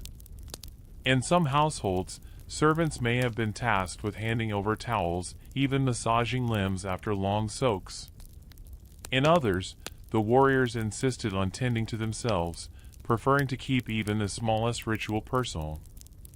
The records leave enough gaps to suggest both versions were true, depending on status, mood, and perhaps whether a samurai had recently done something embarrassing in front of his lord. Once dried, you notice how the room shifts. Conversation stirs again, subtle, calm, men trading remarks about training or tomorrow's plans, voices softened by relaxation. The air carries not only the dampness of steam but the faint herbal scents from earlier rinses, clinging now to skin. A faint rhythm builds, towels wrung out, feet shuffling across the wooden floors, the occasional snap of cloth as someone shakes it. There's also a deeper purpose at play here. For samurai, the act of drying wasn't the end of the bath but part of the larger cycle of purification. Wetness symbolized the liminal space between old tension and new clarity. By drying thoroughly, you weren't just keeping warm, you were reaffirming the transition, completing the ritual in both body and spirit. You glance to the side and see a warrior smoothing his towel across his face, then folding it with neat precision, as if the fabric itself demanded respect.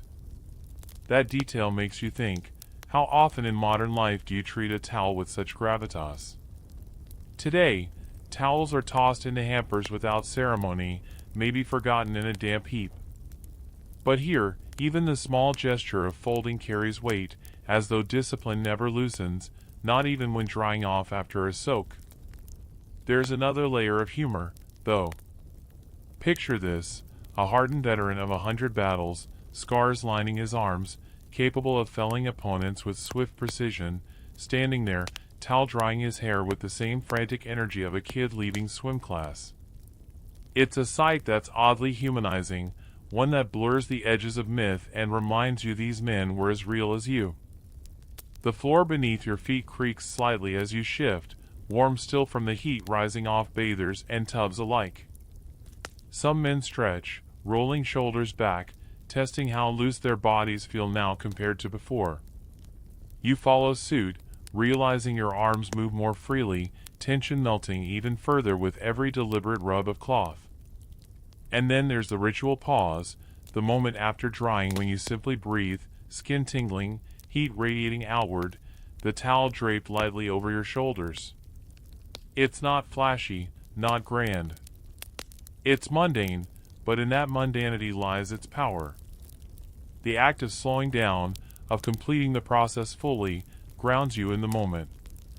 If you listen closely, you can almost imagine the soft background hum of dozens of these rituals happening across different households, villages, even cities, samurai and commoners alike drying off in nearly identical ways.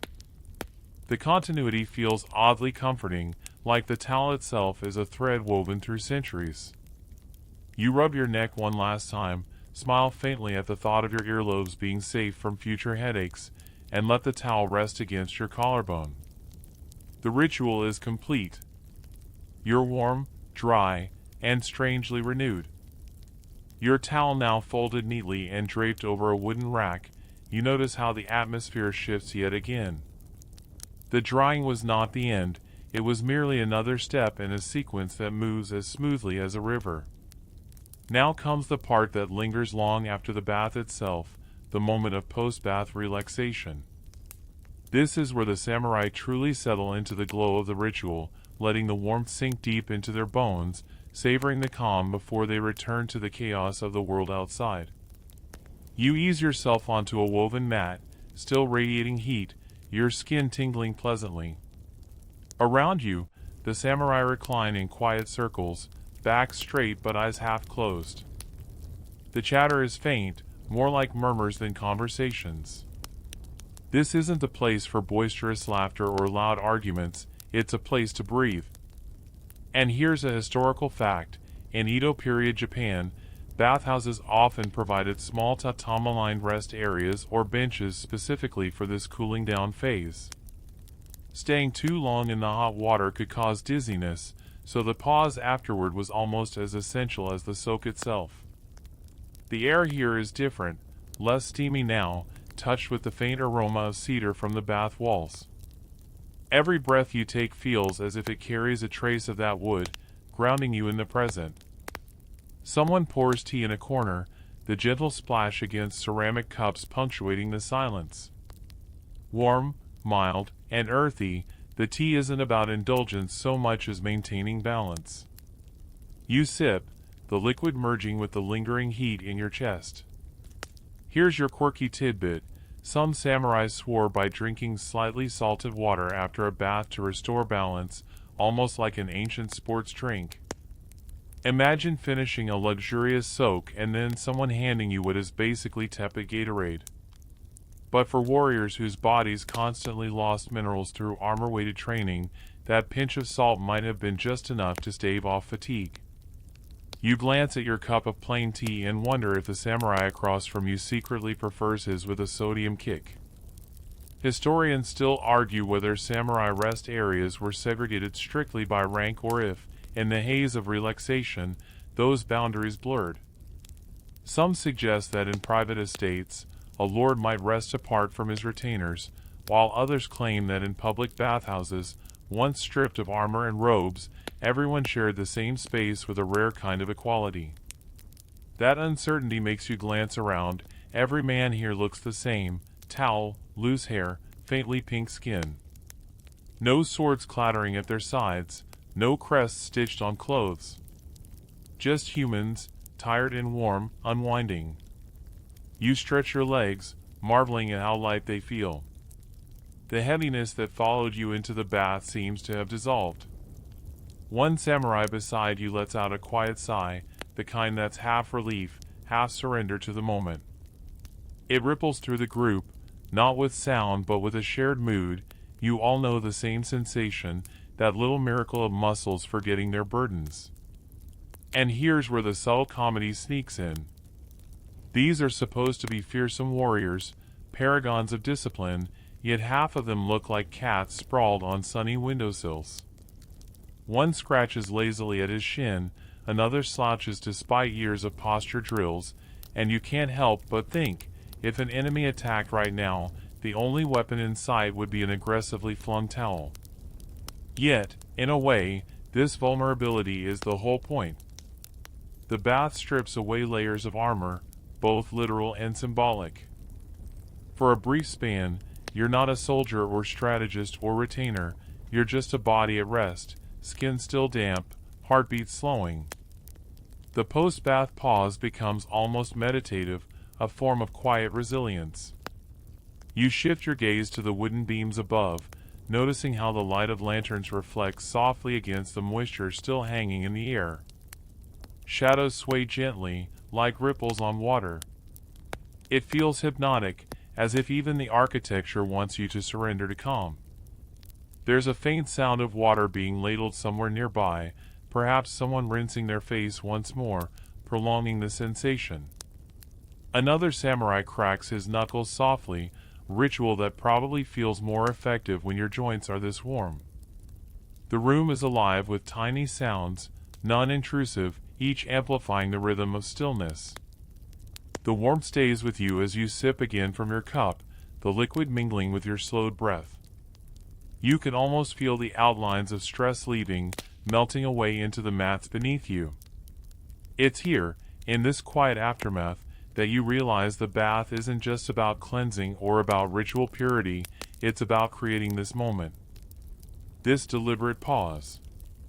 This slice of life that asks nothing from you except to simply be. A final thought crosses your mind, gently absurd but not unwelcome. If samurai had Instagram, this would absolutely be the part they posted. Not the sweaty training, not the bloody battles, not even the steaming bath itself, but this serene, towel-draped glow, tea in hand, captioned something like #postbathzen. And honestly, you'd probably hit like. The warmth of the tea still lingers on your tongue as you set the cup down, but now the mood shifts again. Post-bath lounging naturally leads to another tradition, light meals or snacks. After all, soaking in hot water has a way of leaving stomachs as empty as minds. And what better way to anchor the serenity of a bath than by nibbling on something simple, something gentle, something that carries the echo of comfort more than indulgence. The samurai around you begin reaching for small trays, each laid with foods that seem humble but purposeful. Pickled daikon slices glisten faintly, their sharp tang meant to jolt your senses back from too much drowsiness. Bowls of miso soup steam quietly, their salty, earthy aroma rising like an invitation.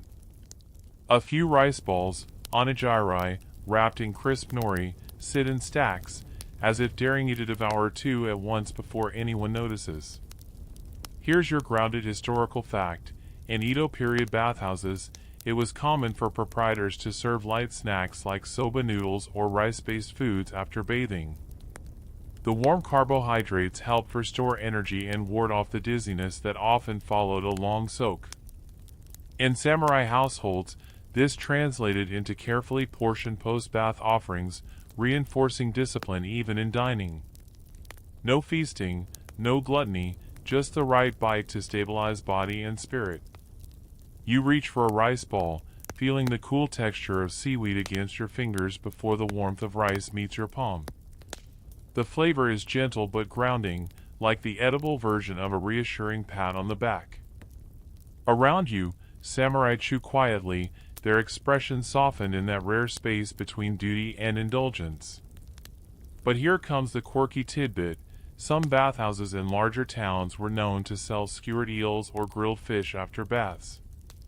Imagine stepping out of a serene soak only to be greeted by the sizzling, oily perfume of barbecued eel, practical protein, sure, but hardly the delicate note you'd expect after a meditative cleansing.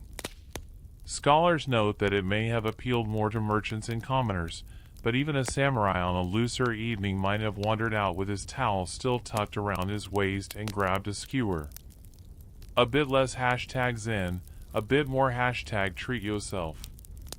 Historians still argue whether these post-bath meals were entirely ritualized or simply pragmatic. Some accounts frame them as carefully timed acts of balance, restoring energy without upsetting the harmony of body and spirit, while others suggest that samurai were just as prone to late-night cravings as anyone else. Was it discipline or appetite driving these snacks? The debate continues, and you chew thoughtfully, wondering if your own hunger leans more toward philosophy or greed. The room shifts in energy as food circulates. Quiet chewing, the faint clatter of bowls, the gentle laughter of a pair of samurai debating the merits of sour pickles versus sweet ones, it feels homely, almost familial. You could almost forget that these are men who, hours earlier, may have been drilling sword techniques or reviewing military strategies. Right now, they're debating daikon. And honestly, that's refreshing. One warrior holds up his miso soup and insists that the fermented richness keeps him from catching colds, while another scoffs and swears by grilled chestnuts instead. You suppress a smile. These are the great health debates of the era, fought with as much passion as battlefield tactics but with considerably less stabbing. You take another sip of tea, pairing it with a bite of rice ball, and the textures layer on your tongue, the earthy, the salty, the faint sweetness of the grain. The food is not meant to overwhelm, it's meant to extend the bath's glow. Every chew seems slower than usual, a mirror of the slowed breathing you practiced moments ago. Of course, humor sneaks in again. One samurai bites into his rice ball too quickly and burns his tongue on hidden hot filling, clearly a rookie mistake. He winces, tries to mask it with stoic pride, but the reddened cheeks betray him. Another covers a laugh with a cough, but you know what you saw. For a brief second, even in this serene space, the samurai's greatest enemy isn't rival clans or political plots, it's molten miso hidden inside a rice ball. The trays eventually empty, leaving behind crumbs of nori and faint rings of miso broth at the bottom of bowls. A soft satisfaction settles over the room, heavier now but in a comforting way. Full bellies combine with warm skin and rested muscles to create the kind of drowsiness that borders on bliss. You feel it tug at you, like a blanket made of gravity. And that's the magic of it. The food isn't about indulgence, it's about transition. From heat to rest, from rest to nourishment, each step leads you deeper into calm. The samurai knew, whether consciously or by tradition, that bodies needed more than cleansing, they needed balance, grounding, replenishment. And you, sitting here licking a trace of salt from your lip, can't help but think, this is the least intimidating dinner you've ever shared with warriors.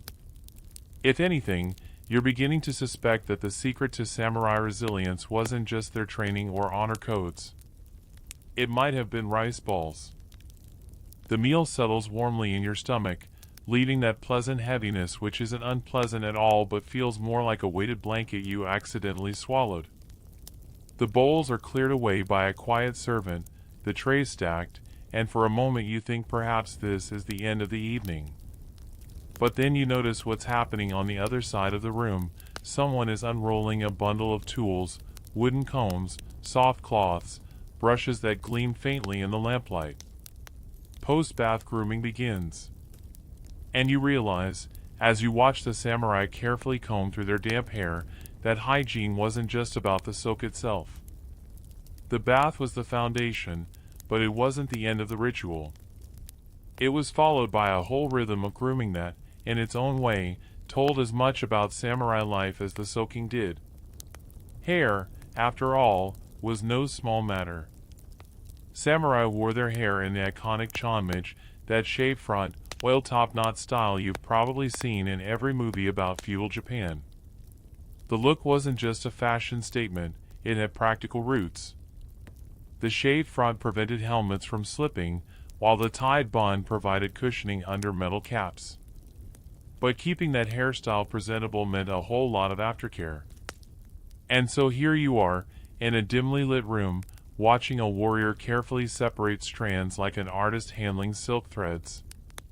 The historical fact here is clear. Samurai placed tremendous importance on grooming, with regular oiling of the hair and attention to scalp health.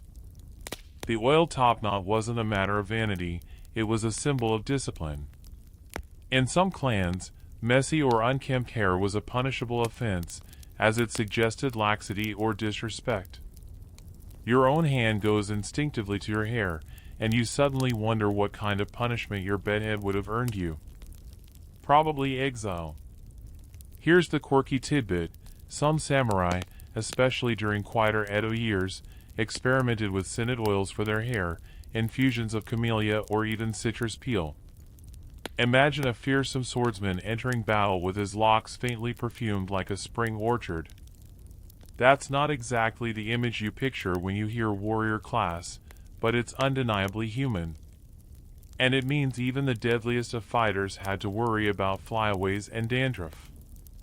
Historians still argue whether the level of grooming emphasis was more cultural ideal or daily reality. Some records depict meticulous maintenance, with combing, shaving, and oiling as near daily obligations. Others suggest that such care was mostly reserved for ceremonial occasions or visits to higher-ranking lords. So while one camp paints samurai as hair-obsessed stylists, another reminds us they were also, well, human, prone to laziness, convenience, and skipping steps when no one was watching. Around you, grooming extends beyond hair. Beards are trimmed, nails are scraped clean with tiny knives, and ears are carefully wiped with cloths dipped in fragrant water. It feels almost modern, like a shared spa session, except instead of cucumber slices on eyes, you have warriors sitting cross-legged, earnestly perfecting their scalp lines. You reach for a wooden comb offered your way, its teeth polished smooth from years of use. Running it through your own damp hair feels both soothing and oddly grounding, the soft tug at your scalp releasing tension you didn't realize you held. A samurai beside you dips his cloth in warm water, runs it behind his ears, and gives you a sideways glance as if daring you to skip the step. Nope, you follow suit. You're not about to break the chain of centuries-old peer pressure. The atmosphere is calm but oddly alive. Conversations pick up in soft bursts. Someone mentions a new brand of camellia oil from Kyoto, another groans about how long his hair takes to dry, a third jokes that shaving the entire head would be easier, only to be met with horrified stares. For warriors who once lived and died by rigid codes, they're surprisingly chatty about split ends. And because every serene moment deserves a pinch of comedy, one samurai sneezes mid-comb, sending his carefully parted strands into a chaotic mess. The room bursts into low laughter, the kind where you're trying not to sound disrespectful but can't help yourself. Even he laughs, muttering something about how his hair rebels more than his enemies. You can't help but think, this is the real battlefield, humidity versus hairstyle. It strikes you that this ritual isn't about vanity at all, it's about identity. For the samurai, appearance was an outward sign of inward order. A clean body and well-groomed hair reflected discipline, self-control, readiness. The world may not always notice, but they noticed, and that mattered. It's the same reason modern soldiers polish their boots or athletes tape their gear in precise ways. Ritual breeds focus, and focus shapes performance.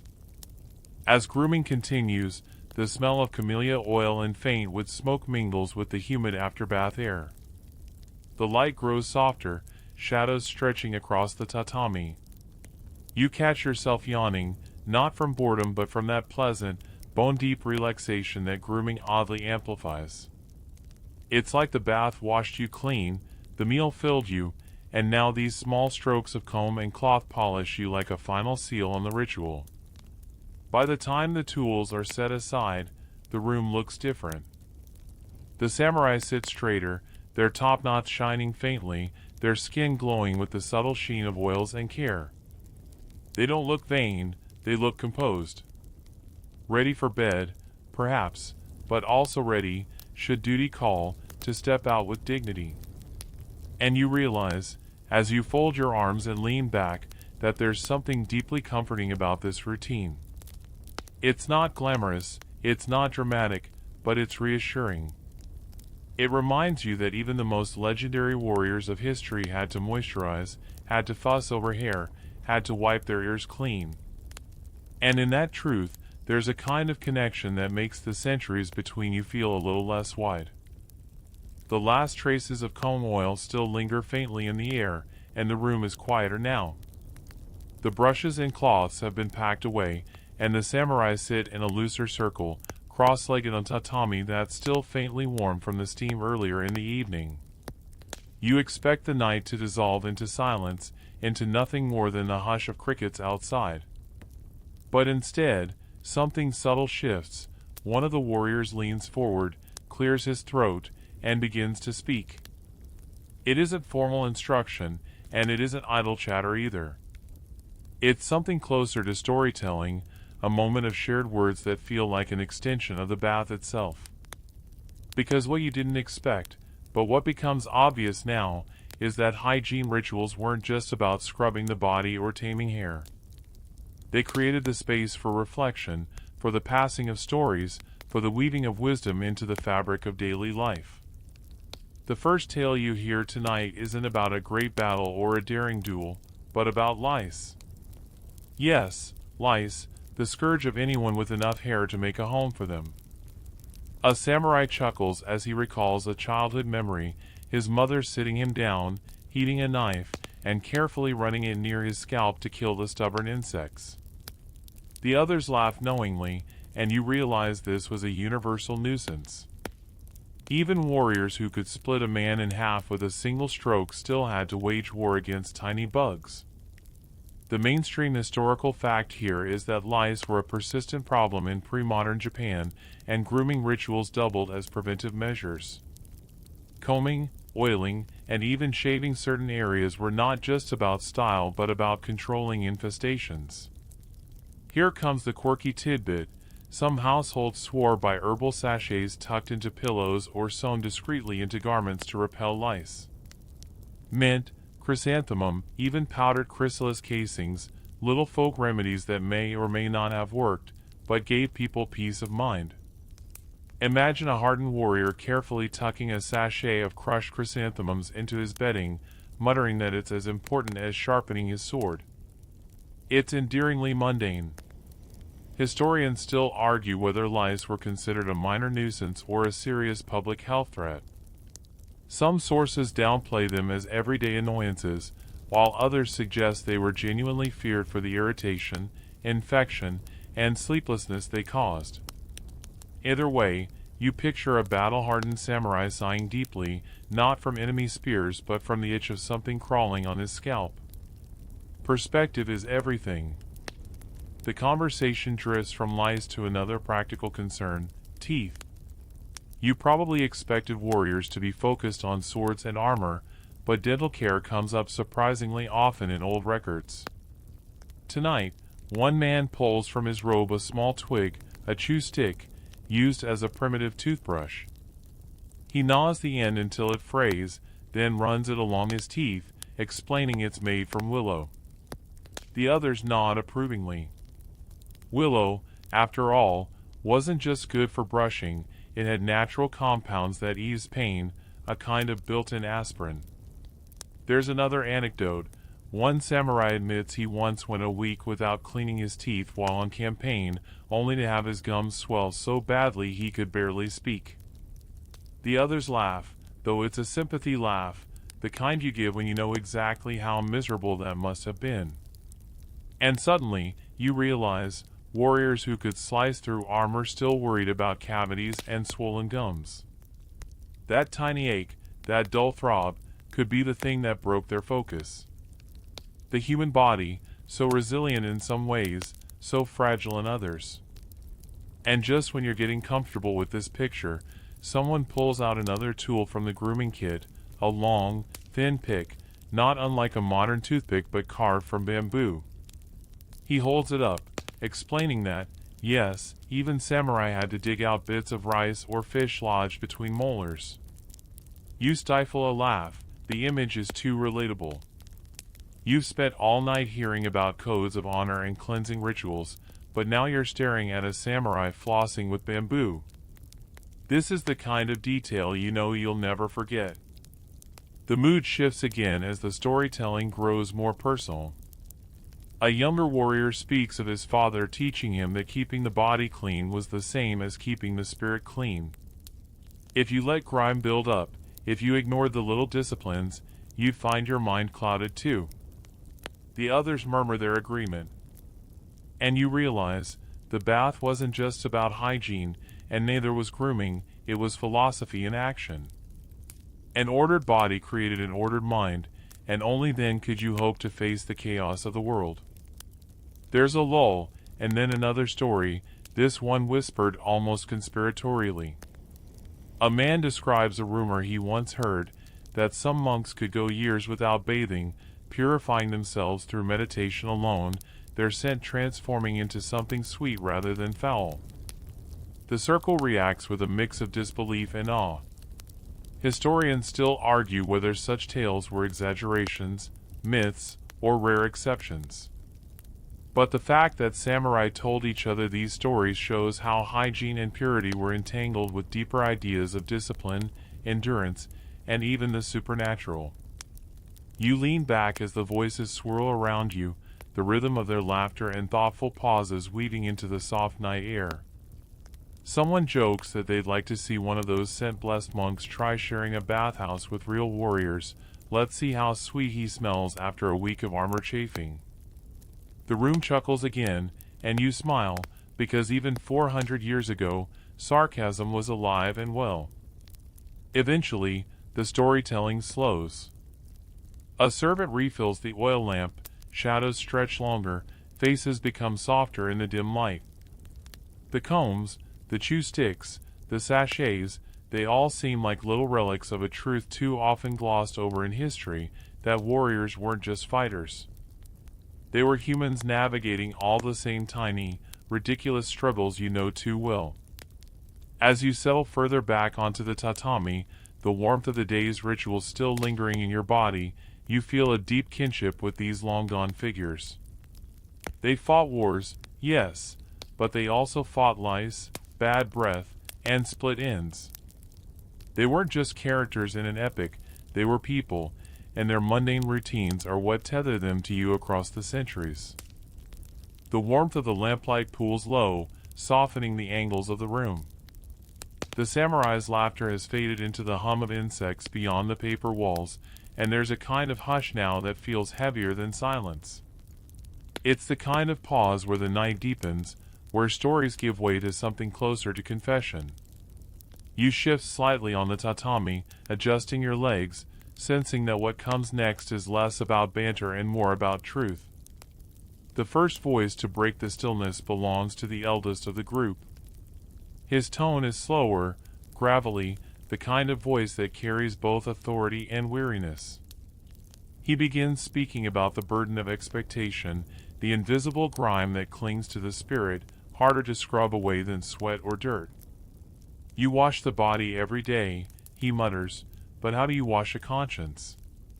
His words hang there, and everyone else listens without interruption. This is where the samurai hygiene rituals transforming your mind. They aren't just physical, they're spiritual metaphors, layers of cleansing that mirror the layers of guilt, duty, and regret. Mainstream historical fact, samurai texts like the Hagakure often equated daily grooming with moral discipline, urging warriors to appear orderly not just to impress, but to demonstrate inner integrity. The belief was that sloppiness in dress or hair revealed sloppiness in thought and loyalty. But here comes the quirky tidbit: some warlords reportedly sniffed their men's hair during inspections. Not out of affection, but as a test of discipline. If a warrior's hair smelled rancid, if his scalp betrayed neglect, it was a mark against him, sometimes punished with shame, occasionally even with extra duties. Imagine that, an elite fighter, trembling not at the thought of charging into battle, but because his daimyo might lean in for a sniff test. It's an oddly comical image, and yet it tells you how seriously they took this invisible layer of purity. Historians still argue whether these sniff test stories were common practice or rare eccentricities exaggerated by chroniclers. Some argue they reveal a widespread obsession with cleanliness, others suggest they were symbolic anecdotes rather than literal events. But whether true or apocryphal, they reveal something intimate: the body was scrutinized as closely as the blade. The younger men respond in kind with their own musings. One admits that after battle, when blood caked his armor and the stench of fear clung to him, he longed for nothing more than a hot bath, not just to wash away the gore, but to feel human again. He admits he sometimes imagined the steam rising from his body as smoke carrying away his sins. The others nod gravely, because they understand. War was dirty work, in every possible sense. And the bath was the one space where you could begin again, even if only symbolically. Another chimes in, half serious, half joking, saying he believed the kami, the spirits of water, could tell if you were dishonest. If you entered the bath with a lie in your heart, he insists, the steam would cling to you differently. The others chuckle, but no one outright dismisses it. In a world where the unseen was as real as the seen, even the way steam curled around your shoulders could feel like a message. There's a heaviness here that doesn't make you restless, it lulls you deeper into their world. The way they move from lies to guilt, from chew sticks to spiritual smoke, it's all of a piece. To them, the body wasn't separate from the soul. Every rinse, every brush, every oiling was both maintenance and ritual, keeping not just appearances tidy but consciences bearable. One samurai leans back, stretching, and admits quietly that sometimes, When he scrubbed his body after battle, he felt as though he was scrubbing away the faces of those he had cut down. His voice doesn't break, but the others turn to him with silence that feels like respect. They all know the weight he's describing. And you realize, hygiene here is not trivial, it's survival of the psyche. Without these rituals, the mind might collapse under what the sword demanded. There's another layer to this, humor, always humor, because that's how people cope. One man, perhaps sensing the gloom has gone too far, breaks in with a story about a comrade who slipped in the bathhouse once, crashing into the pool like an ungainly carp. Everyone bursts into laughter, even the elder. The tension cracks, and suddenly the room feels light again. You see how essential laughter was to cleansing, to scrubbing the soul of its darker stains. The air smells faintly of cedar from the bath planks and of faint camellia oil still glistening in hair. A breeze slips through the sliding door, lifting a corner of the paper screen. Outside, you hear the rhythmic chorus of frogs, each croak a reminder that nature goes on endlessly, no matter how heavy a human heart feels. And in that moment, you feel the circle tightening again, not physically, but spiritually, as though this gathering is as much a bath as the steaming pools earlier. You can almost sense yourself sinking into the tatami, lulled by the cadence of voices. One final voice speaks before the group drifts toward quiet. He recalls being told as a boy that every warrior carried 3 swords, the katana, the wakizashi, and the invisible blade of self-discipline. The first 2, he says softly, are sharpened on stone. The third is sharpened by water. It's such a simple line, but it resonates, carrying with it everything you've been hearing tonight. The idea that the bath, the oil, the comb, the pick, all of it was as much a weapon as steel. You sit with that thought, letting it swirl like steam around you, seeping into your skin. And as the lamplight dwindles, you know you've glimpsed something rare, the samurai not as stiff figures of legend, but as men confessing, laughing, reflecting in the vulnerable afterglow of ritual. Their bodies are clean, yes, but more importantly, their spirits feel scrubbed for another day. The lamps burn lower still, and the night around you has grown thick, like a warm cloth draped across the shoulders. You hear the small pops of insects meeting their fate in the flame, and outside, the frogs drone on like a temple choir that doesn't know when to stop. The samurai around you shift on their mats, leaning into the comfort of weariness.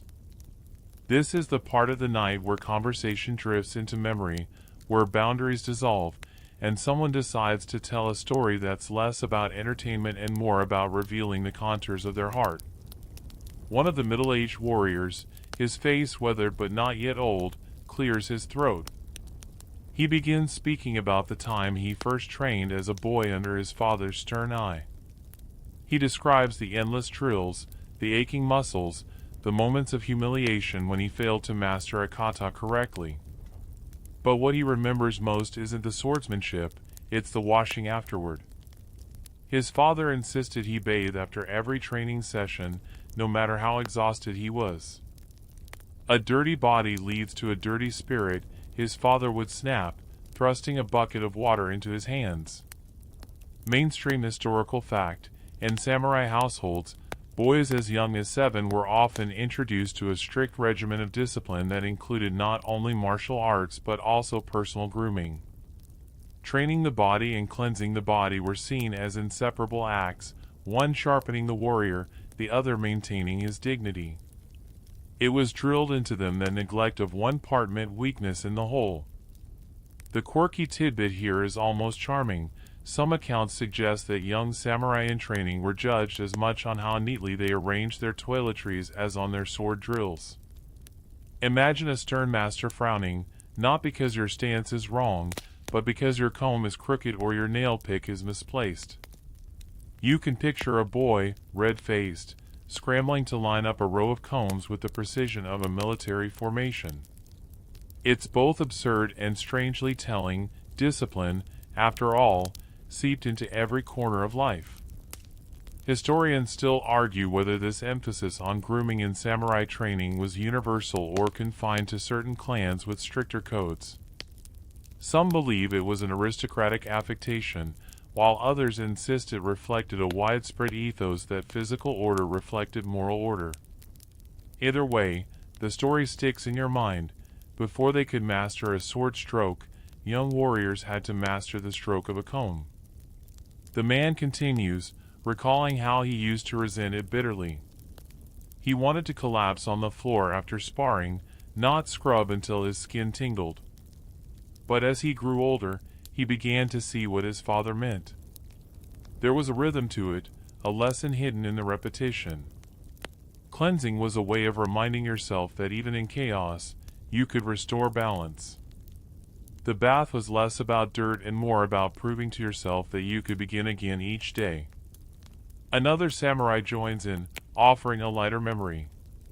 He recalls sneaking with his friends into the river on summer nights, laughing and splashing beneath the moonlight, pretending the river itself was a bathhouse of the gods.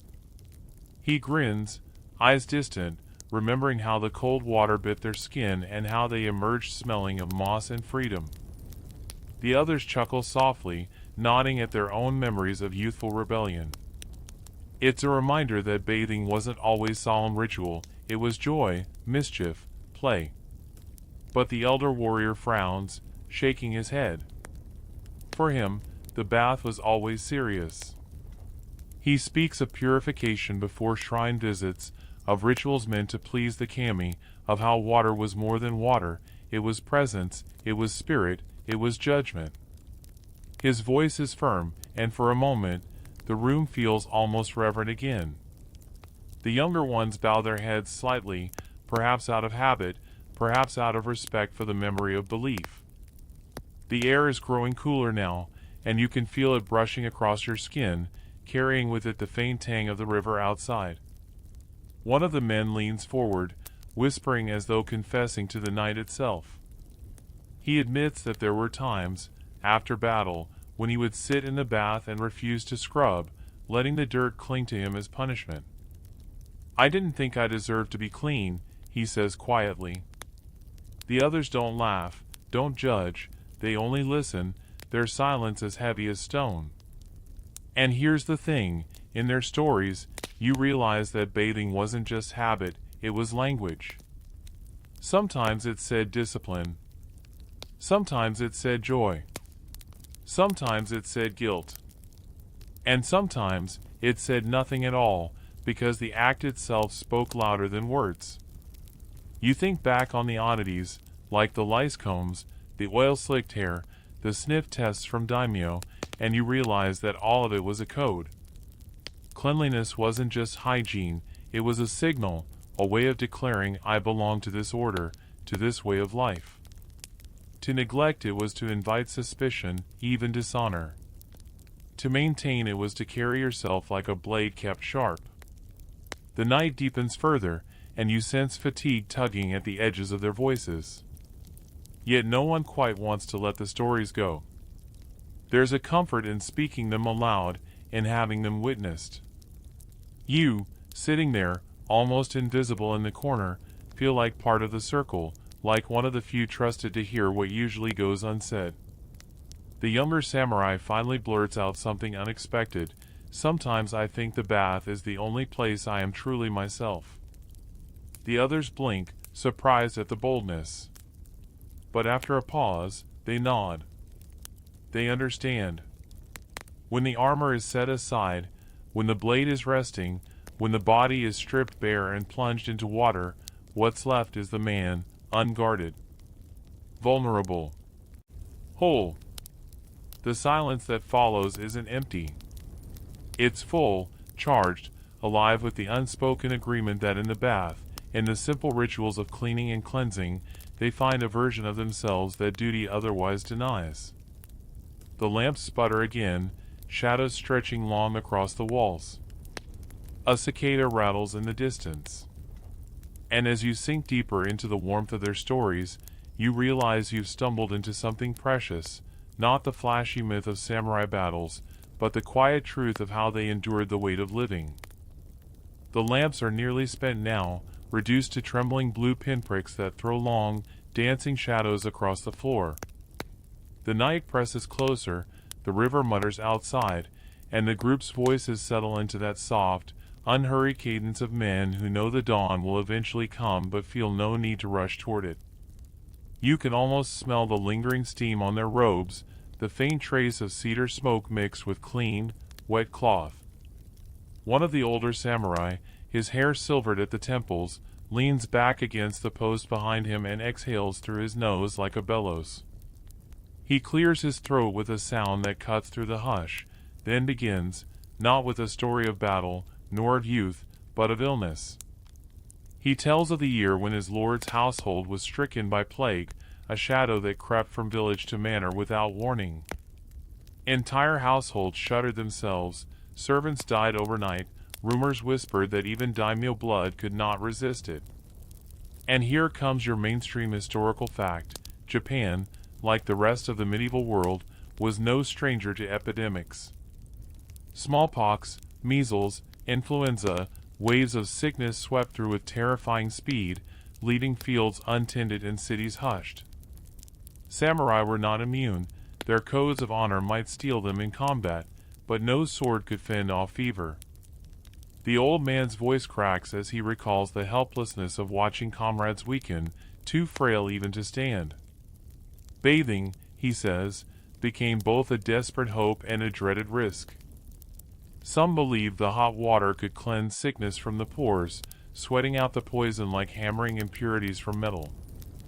Others feared that the steam weakened the body further, inviting death in with the fog.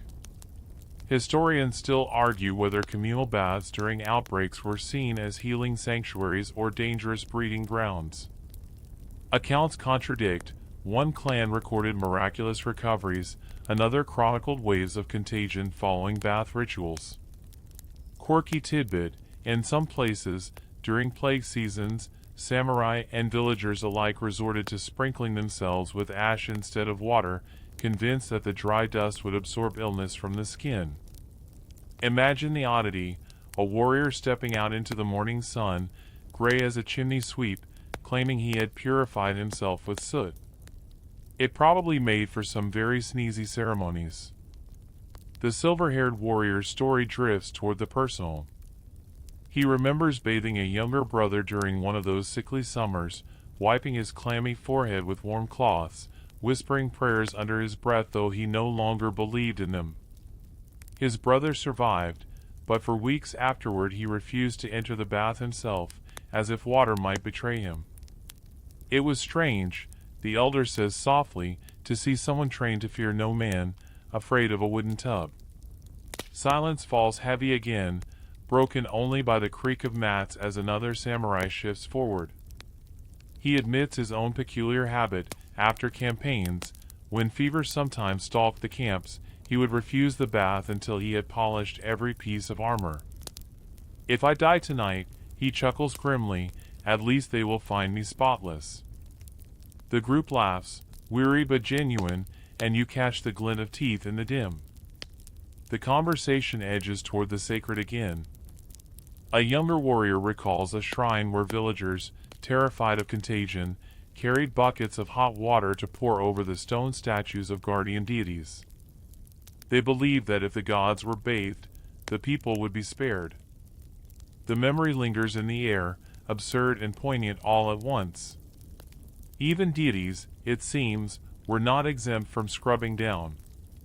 And here is the heart of this night's circle: the bath, which had always seemed such a matter of routine, now revealed its many faces.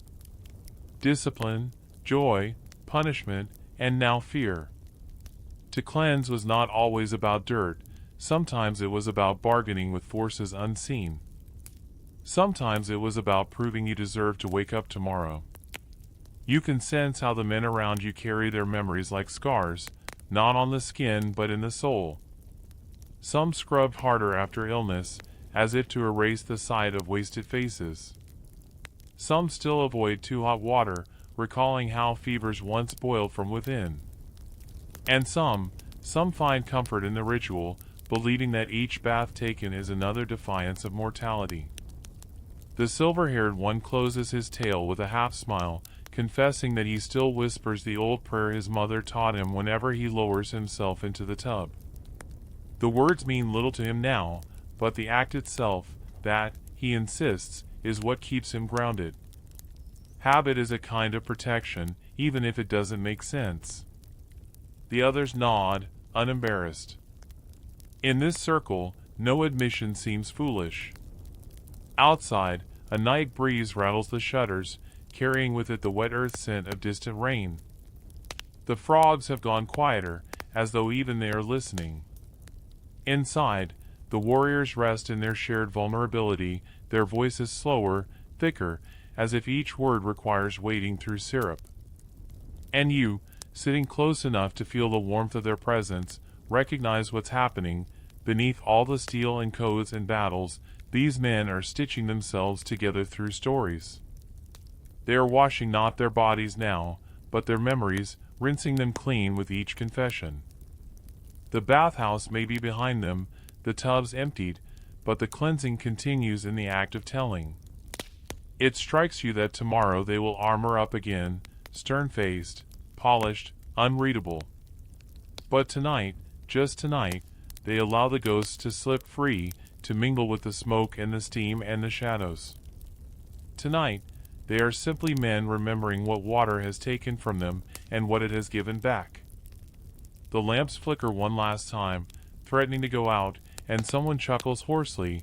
Perhaps the bathhouse gods think we've talked too much. Laughter follows, soft, tired, grateful.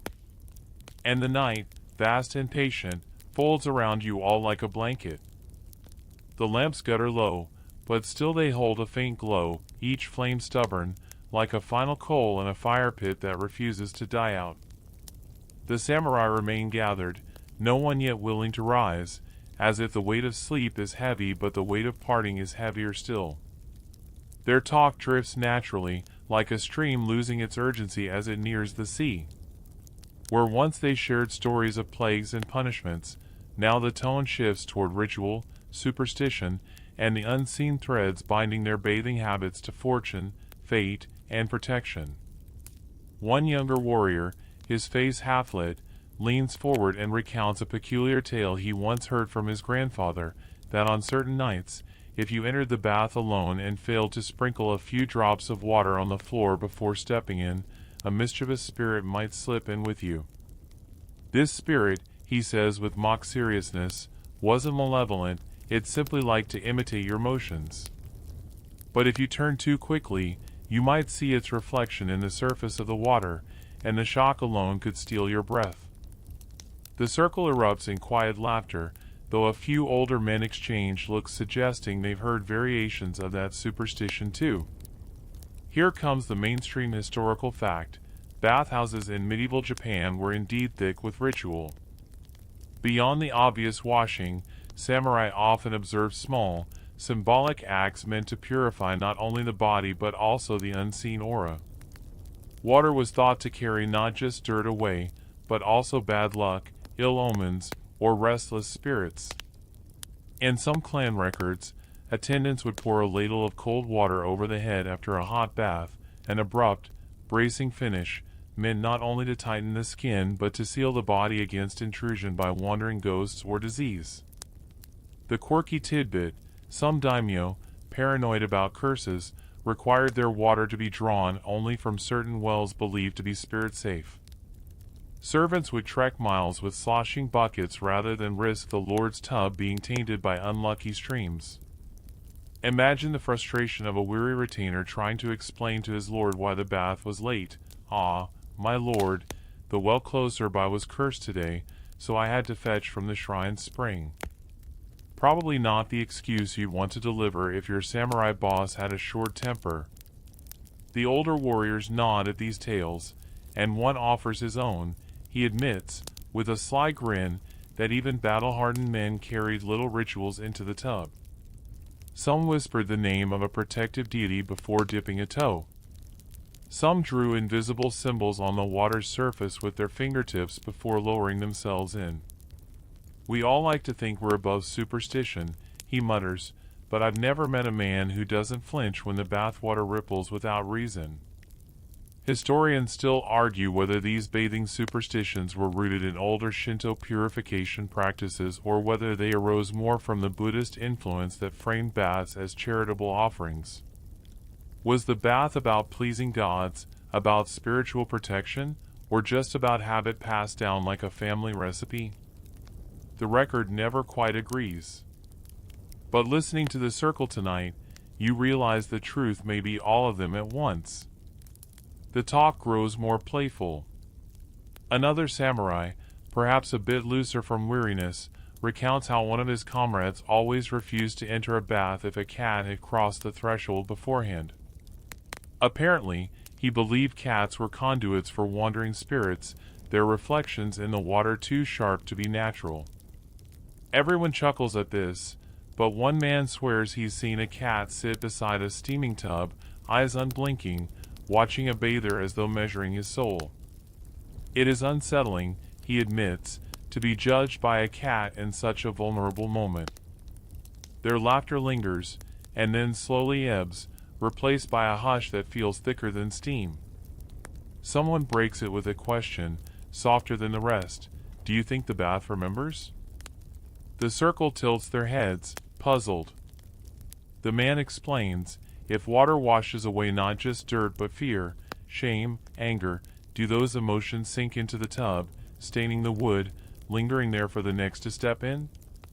It's an eerie thought, and for a moment even the veterans shift uncomfortably. Then another offers a counter. Perhaps the bath doesn't hold the bad, but instead transforms it, like a forge burning impurities out of iron. Each time a samurai sits in the water, he leaves lighter, not because the water keeps his burdens but because it carries them away entirely. It's a philosophical spin that makes the others murmur in agreement, relieved by the gentler interpretation. The night stretches. Someone hums a half-remembered tune from childhood baths in village tubs, the kind where cousins splashed until scolded. The sound is thin, wistful, but it warms the room. Another picks it up, humming low, until the air itself seems to vibrate with memory. You feel yourself lulled by it, the rhythm as steady as a heartbeat, as if the bathhouse itself is joining in with its creaks and sighs. The lamps flare one last time as if mustering strength, then settle back into a calm glow. And you sense how close you all are now, how this night of telling has scrubbed these warriors clean in ways 1,000 buckets of hot water never could. They are not just fighters, not just retainers bound by code. They are men tangled in rituals, half believing and half skeptical, but wholly human in their need to feel protected in the quiet moments. You lean back, drowsy, letting the stories blur into the crackle of wood and the murmur of the river outside. The samurai may be talking still, but their words have softened into a lull that brushes against your ears like steam dissolving into night air. Rituals, superstitions, spirits real or imagined, all swirl around you, indistinct, dreamlike. And you realize, whether the bath remembers or not, you will. You carry these tales now, little drops clinging to you, proof that even warriors trusted in water not just to cleanse the body but to shield the soul. The hour is so late now that even the cicadas have quieted. The bathhouse feels cocooned, its wooden ribs creaking faintly as if it, too, is sighing with fatigue. The samurai linger, though their bodies grow heavier, their eyelids heavier still, unwilling to let the night dissolve just yet. And as often happens in the last stretch of such long gatherings, their voices circle back not to the grand or the terrifying, but to the odd little practicalities, the secret routines and quiet tricks they'd each learned in the art of bathing. One man admits, with an almost embarrassed grin, that he always carried a tiny pouch of dried orange peel in his sleeve. Not for sending his armor, not for some herbal remedy, but because he swore that dropping the peel in the bath made the water smoother on the skin. A couple chuckle and tease him, "Were you bathing or making soup?" But the man insists. In fact, this was not entirely fanciful. Mainstream historical fact here, citrus peels were indeed used in Japan as bath additives, especially during winter solstice. Even samurai households sometimes followed this seasonal custom, believing yuzu or other fruits could ward off colds. It wasn't glamorous, but it was practical, and what warrior wouldn't want to avoid a sniffle before battle? From there the conversation shifts to the quirks of heating water. One warrior tells of his clan's obsessive rule that the bath fire had to be started with cedar chips, never pine, lest the resinous smoke bring bad luck. Another man remembers the annoyance of drawing water uphill by hand, buckets clattering against his shoulders, only for his lord to declare the bath too cool and send him back for more. You imagine the grumble in his throat that he dared not voice aloud. Here's the quirky tidbit: one daimyo, as a show of extravagance, supposedly demanded his bathwater be scented with sake, not to drink, but to invigorate the skin. Servants poured casks directly into the tub, creating what must have been the most indulgent and mildly intoxicating bath ever taken. The samurai telling this story smirks and mutters, "Imagine fighting after that, you'd be halfway drunk from the steam." The others laugh, picturing warriors stumbling into combat with cheeks flushed not from bloodlust but from boozy pores.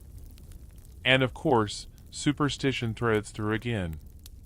Another veteran raises a finger, eyes gleaming, and says there was a rule in his father's house: never count the number of buckets poured into the bath aloud.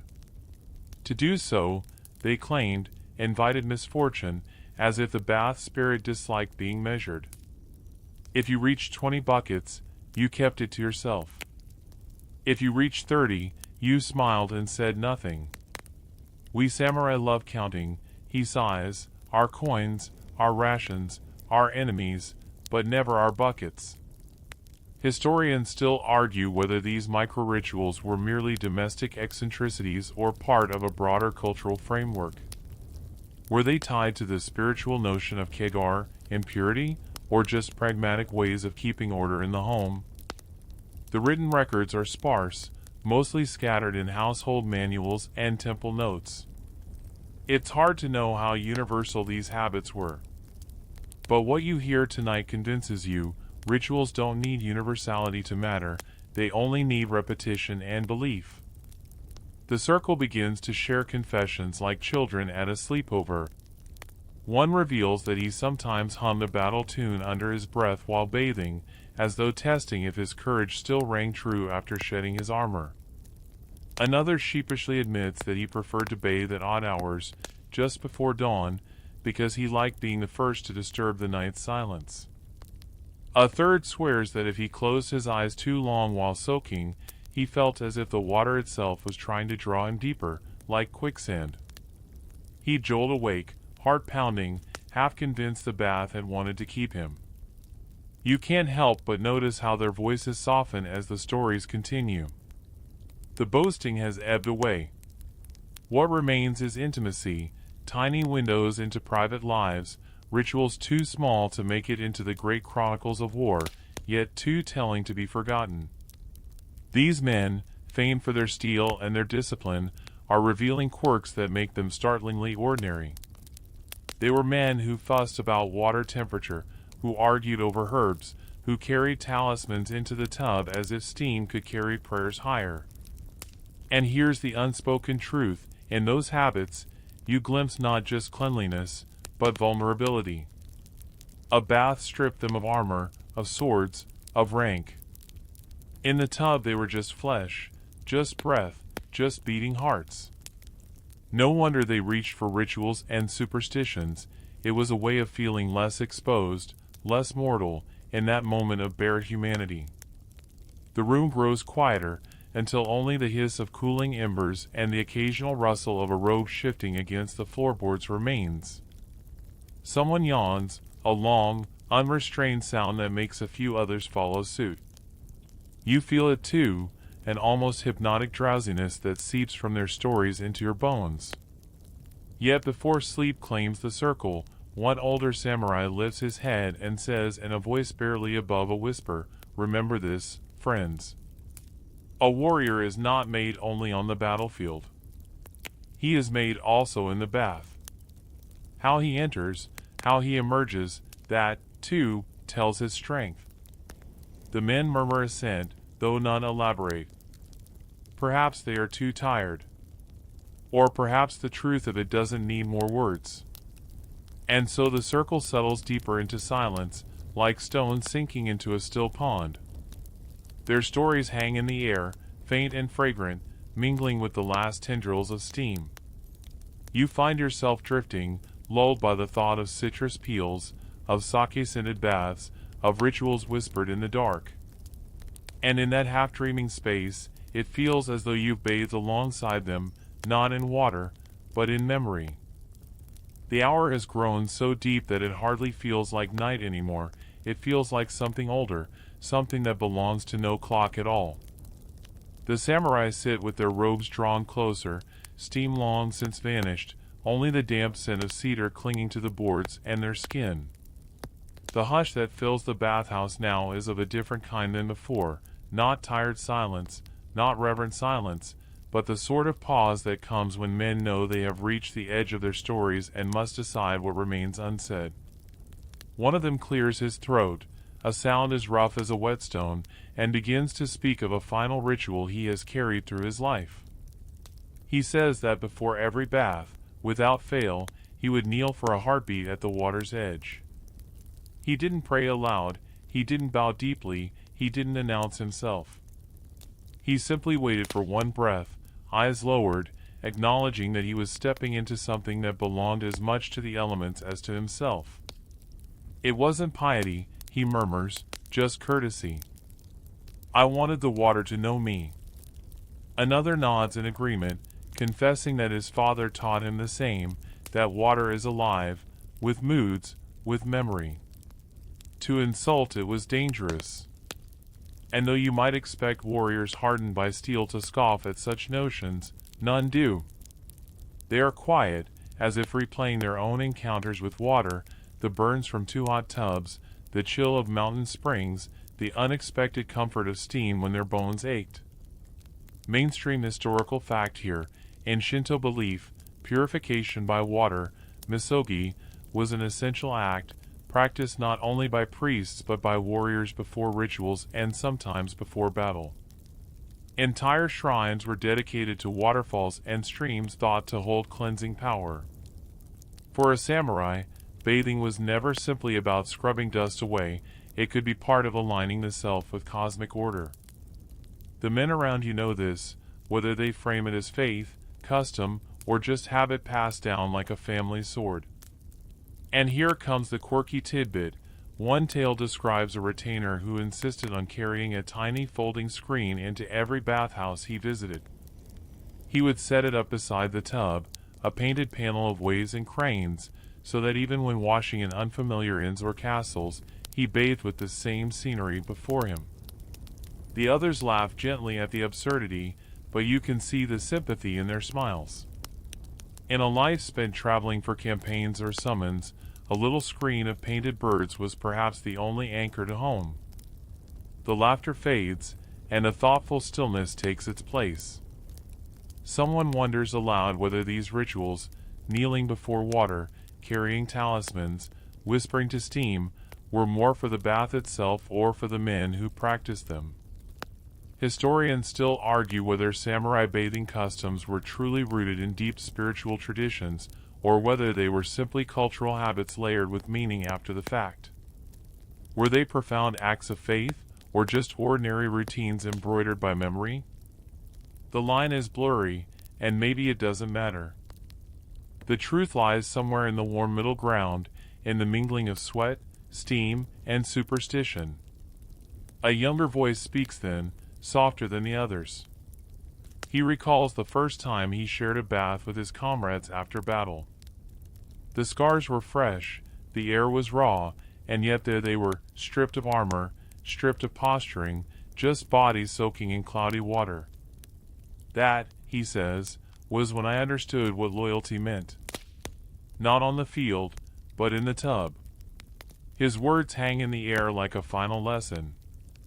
The older samurai smile faintly, perhaps recognizing themselves in that memory. They do not interrupt. You sense that this is the truth they've circled around all night without saying outright. The bath was not merely for cleansing, or for ritual, or for superstition. It was for seeing one another as men, not as ranks or titles.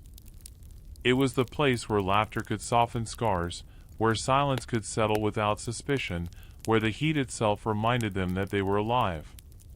You glance around the circle. Their eyes are heavy now, half-lidded. Some lean back against the wooden walls, heads tilting like lanterns gone dim. Their breathing is slower, their shoulders less tense. The bathhouse is no longer just a place of water, it has become a cradle of memory, of shared humanity. The hush deepens, wrapping around you like a second robe. You can almost hear the water of long-gone baths trickling faintly in your ears, as though time itself is pouring out the last bucket. You sense that their stories are nearly done, not because they've run out of tales, but because the telling itself has reached its natural close. And so, with voices low and steady, the samurai offer their last words on the matter. Bathing, in the end, was never about the dirt you washed away. It was about the self you carried back out. The man who stepped from the tub was, in some small way, renewed. Perhaps not transformed, perhaps not invincible, but reminded that beneath the armor he was still whole. Their words drift into silence. Outside, the night presses closer, but within the bathhouse there is only the faint smell of cedar, the warmth of memory, and the soft rhythm of men almost asleep. You, too, feel the weight of drowsiness pressing against you, inviting you to surrender. It is nearly the end now, though not quite. One more turn of the tale remains, one more wash of imagery to rinse everything down. But for now, you rest in the circle, warmed by their presence, lulled by their humanity, listening as even the quiet begins to fade. The circle of samurai has grown so quiet that even the timbers of the bathhouse seem hesitant to creak. You feel the warmth of the room clinging like mist, even though no steam rises anymore. The men are content to let silence do the speaking now, but silence never stays empty for long. It fills itself with the last fragments of memory, little whispers that bubble up when the night stretches too far to resist. One man clears his throat, the sound brittle, as if he hasn't spoken in hours. He reminds the others that baths were not only about purification of the body or spirit, but also about preparedness for death. He explains how some samurai insisted on bathing before entering battle, not because it made them stronger, but because they feared dying dirty. A warrior should not embarrass his ancestors with filth, he says softly. And you picture him, crouching by a steaming tub at dawn, scrubbing away dust before stepping into armor, perhaps knowing that he would never return to that tub again. Mainstream historical fact, it was indeed common in samurai tradition to cleanse oneself before combat.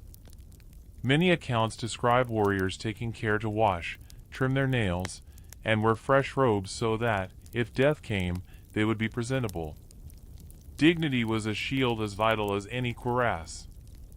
And now a curious tidbit, you hear of a daimyo who kept perfumed sachets hidden in his bathhouse, little bundles of crushed plum blossoms and rare incense. He ordered them sewn into his underrobes so that, even if his body were found lifeless, he would carry the scent of blossoms into death.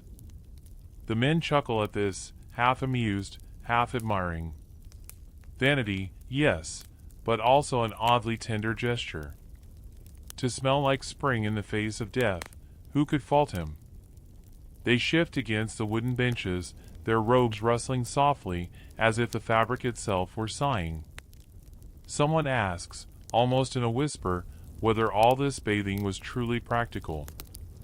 After all, Japan was not a land without mud, sweat, and blood. Couldn't a warrior spend less time in the tub and more time drilling? Historians still argue whether samurai bathing habits were exaggerated by later storytellers, eager to paint the warriors as refined, almost monk-like figures. Some say the truth was simpler. They bathed when they could, skipped when they must, and all the rest was romantic myth-making. But the circle does not seem interested in debate anymore.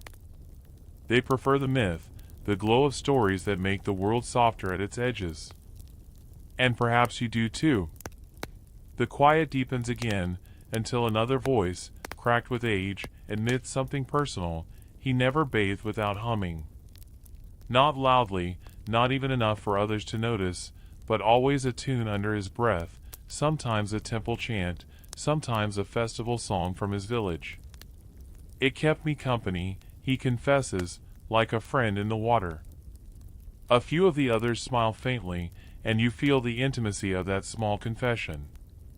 For all the armor, all the training, sometimes it was just a melody and steam that kept loneliness away. There's a sense now of endings gathering themselves together. The samurai are no longer telling stories as though they're happening, they're offering them like relics, things they have carried long enough and now wish to set down. Their words are quieter, their laughter softer, their pauses longer. You notice that their robes are slipping from shoulders, not out of carelessness, but because the warmth has made them drowsy. Their hair, once bound, now falls loose. They look less like warriors and more like ordinary men, farmers, carpenters, students, just figures sitting in a circle, half asleep with the smell of cedar lingering in the air. The night outside has folded into itself. You can't tell if hours have passed or if time has abandoned you here. The bathhouse feels suspended, as though it floats between centuries, anchored only by the voices you've heard. Finally, one of them murmurs, every bath was the same, and yet none were the same. The water always changed. It always moved. The others nod, too tired for more words, but their agreement is clear. Water was never permanent, but neither were they. To bathe was to accept that truth and still find peace in it. You let the thought settle. You realize you are hearing not just the end of their stories, but the quiet teaching beneath them. To live is to step again and again into water that will never be the same, to emerge clean for a moment, and then to step back into the dust. And that's enough. That's all it has ever needed to be. The hush holds steady. No one speaks now. You sit among them, your breath slowing, your limbs heavy, the warmth of their presence lulling you towards sleep. The bathhouse is more than a building now, it is a dream, a cocoon, a place where the last drops of the tale can linger until morning. It is almost the end. Only one more turn remains, one last rinse before the quiet closes incompletely. And you know, when it comes, it will not be a splash, but a gentle drifting down into rest.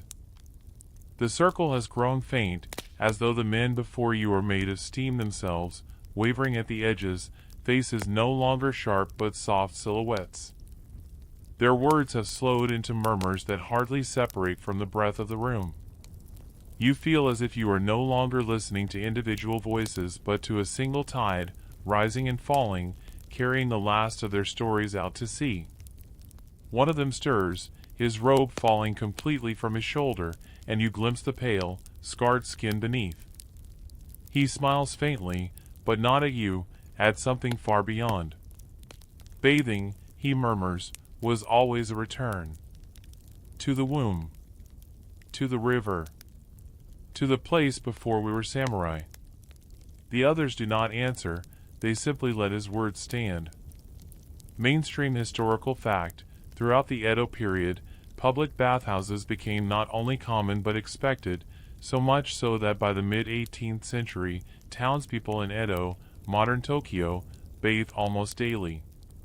Samurai, though distinct in class, often joined in these rhythms, proving that the warrior's life was not entirely set apart from the rhythms of ordinary people. Quirky tidbit, some bathhouses, especially in bustling urban districts, were rumored to employ attendants who offered tooth-blackening services alongside the bath. Imagine it, scrub yourself clean, soak until your skin wrinkled, then have your teeth painted lacquer black, the height of fashion for men and women of the day. A strange pairing of hygiene and cosmetic ritual, but not so strange when you think about how people today might book a spa package with massage, manicure, and facial all bundled together. Historians still argue whether samurai who joined public baths truly mingled as equals with peasants and merchants, or whether social lines held firm even in the steamy haze. Some accounts suggest everyone was stripped of status along with their clothing, reduced to simple human bodies in hot water. Others claim that unspoken hierarchies never dissolved, that even naked, a warrior still carried an aura that separated him from the crowd. The truth, as always, is probably somewhere in between. The men in the circle are fading now. Their robes blur into the dimness, their faces dissolve like mist. Yet the feeling of them lingers, like the warmth of water after you step out of the tub. You can almost imagine standing, drying yourself with a rough cotton cloth, and knowing the air will feel cooler but the heat will cling within your skin for hours. They lean back as though settling into invisible chairs, their eyes slipping closed. No one tells another story. No one adds a last joke. The circle is complete, the bucket emptied, the steam dispersed. And now comes the part you've been expecting but perhaps dreading. The water is running out. The bath is over. You are not left cold, though, you are left warm, wrapped, soothed. Like a child put to bed after being carried from a tub. The cadence of their voices has stopped, but the rhythm continues in your breath. In and out, slow and steady, as though you too have become a bathhouse, your chest a wooden basin filling and emptying with the gentlest of waves. You can hear it now, the faint echo of water dripping from beams, tiny droplets sliding down wood grain, a quiet metronome to guide you deeper into stillness. Your body is heavy, in the best way. Limbs slack, shoulders soft, eyes half closed. That is what baths always promised, whether in medieval Japan or in your own modern world, not simply cleanliness, but surrender. You have surrendered to the warmth, to the stories, to the flow of time that is no longer measured in minutes but in breaths. Think of the water you've walked through tonight. Springs bubbling in mountain villages. Steam rising from wooden tubs. The careful etiquette of samurai, balancing dignity with relaxation. The simple humanity that bubbles up when people share heat and silence together. All of that water has poured through you, trickling into the grooves of memory, leaving its mineral trace. You carry it now, not as fact alone but as sensation. The weight of a damp robe. The faint scent of cedar. The hush of voices low enough to soothe you to sleep. There is nothing else to chase. The story has rinsed itself to the end. You've seen the first baths lit by lanterns, heard the jokes about smelly armor, watched warriors scrub before facing death, and shared in the tender silliness of tooth blackening at the side of the tub. What remains is not more knowledge, but calm. Your thoughts drift the way steam drifts, slow, lazy, upward, disappearing into the ceiling of night. You might remember one fragment tomorrow, perhaps the sachet of plum blossom tucked into a robe, or the nervous humming of a lonely warrior in his bath. But for now, you don't need to hold any of it. The water has carried it away. So let your breathing lengthen. Let the background hum of your room become the same hum as the bathhouse's fire, the same whisper as samurai robes shifting, the same lull of wind against cedar planks. It all folds together, past and present, real and imagined. You are not apart from it, you are floating in it. Close your eyes if they are not already closed. Picture the circle once more, not as warriors but as simple men, their heads bowed, their bodies clean, their spirits eased. They are gone now, but you remain in the quiet warmth they left behind. You are safe in that warmth. You can stay here as long as you like. There is no rush. The night has nowhere else to be. And when sleep does come, and it will, you can let it take you as gently as hands lifting you from a bath, drying you, laying you down. Nothing sharp, nothing sudden. Just the soft fade from one world into another, from steam into dream. So rest now. Rest easy. You are bathed, you are clean, you are held. The samurai have gone silent, and the water has gone still, but you remain, floating on the hush of night. Good night.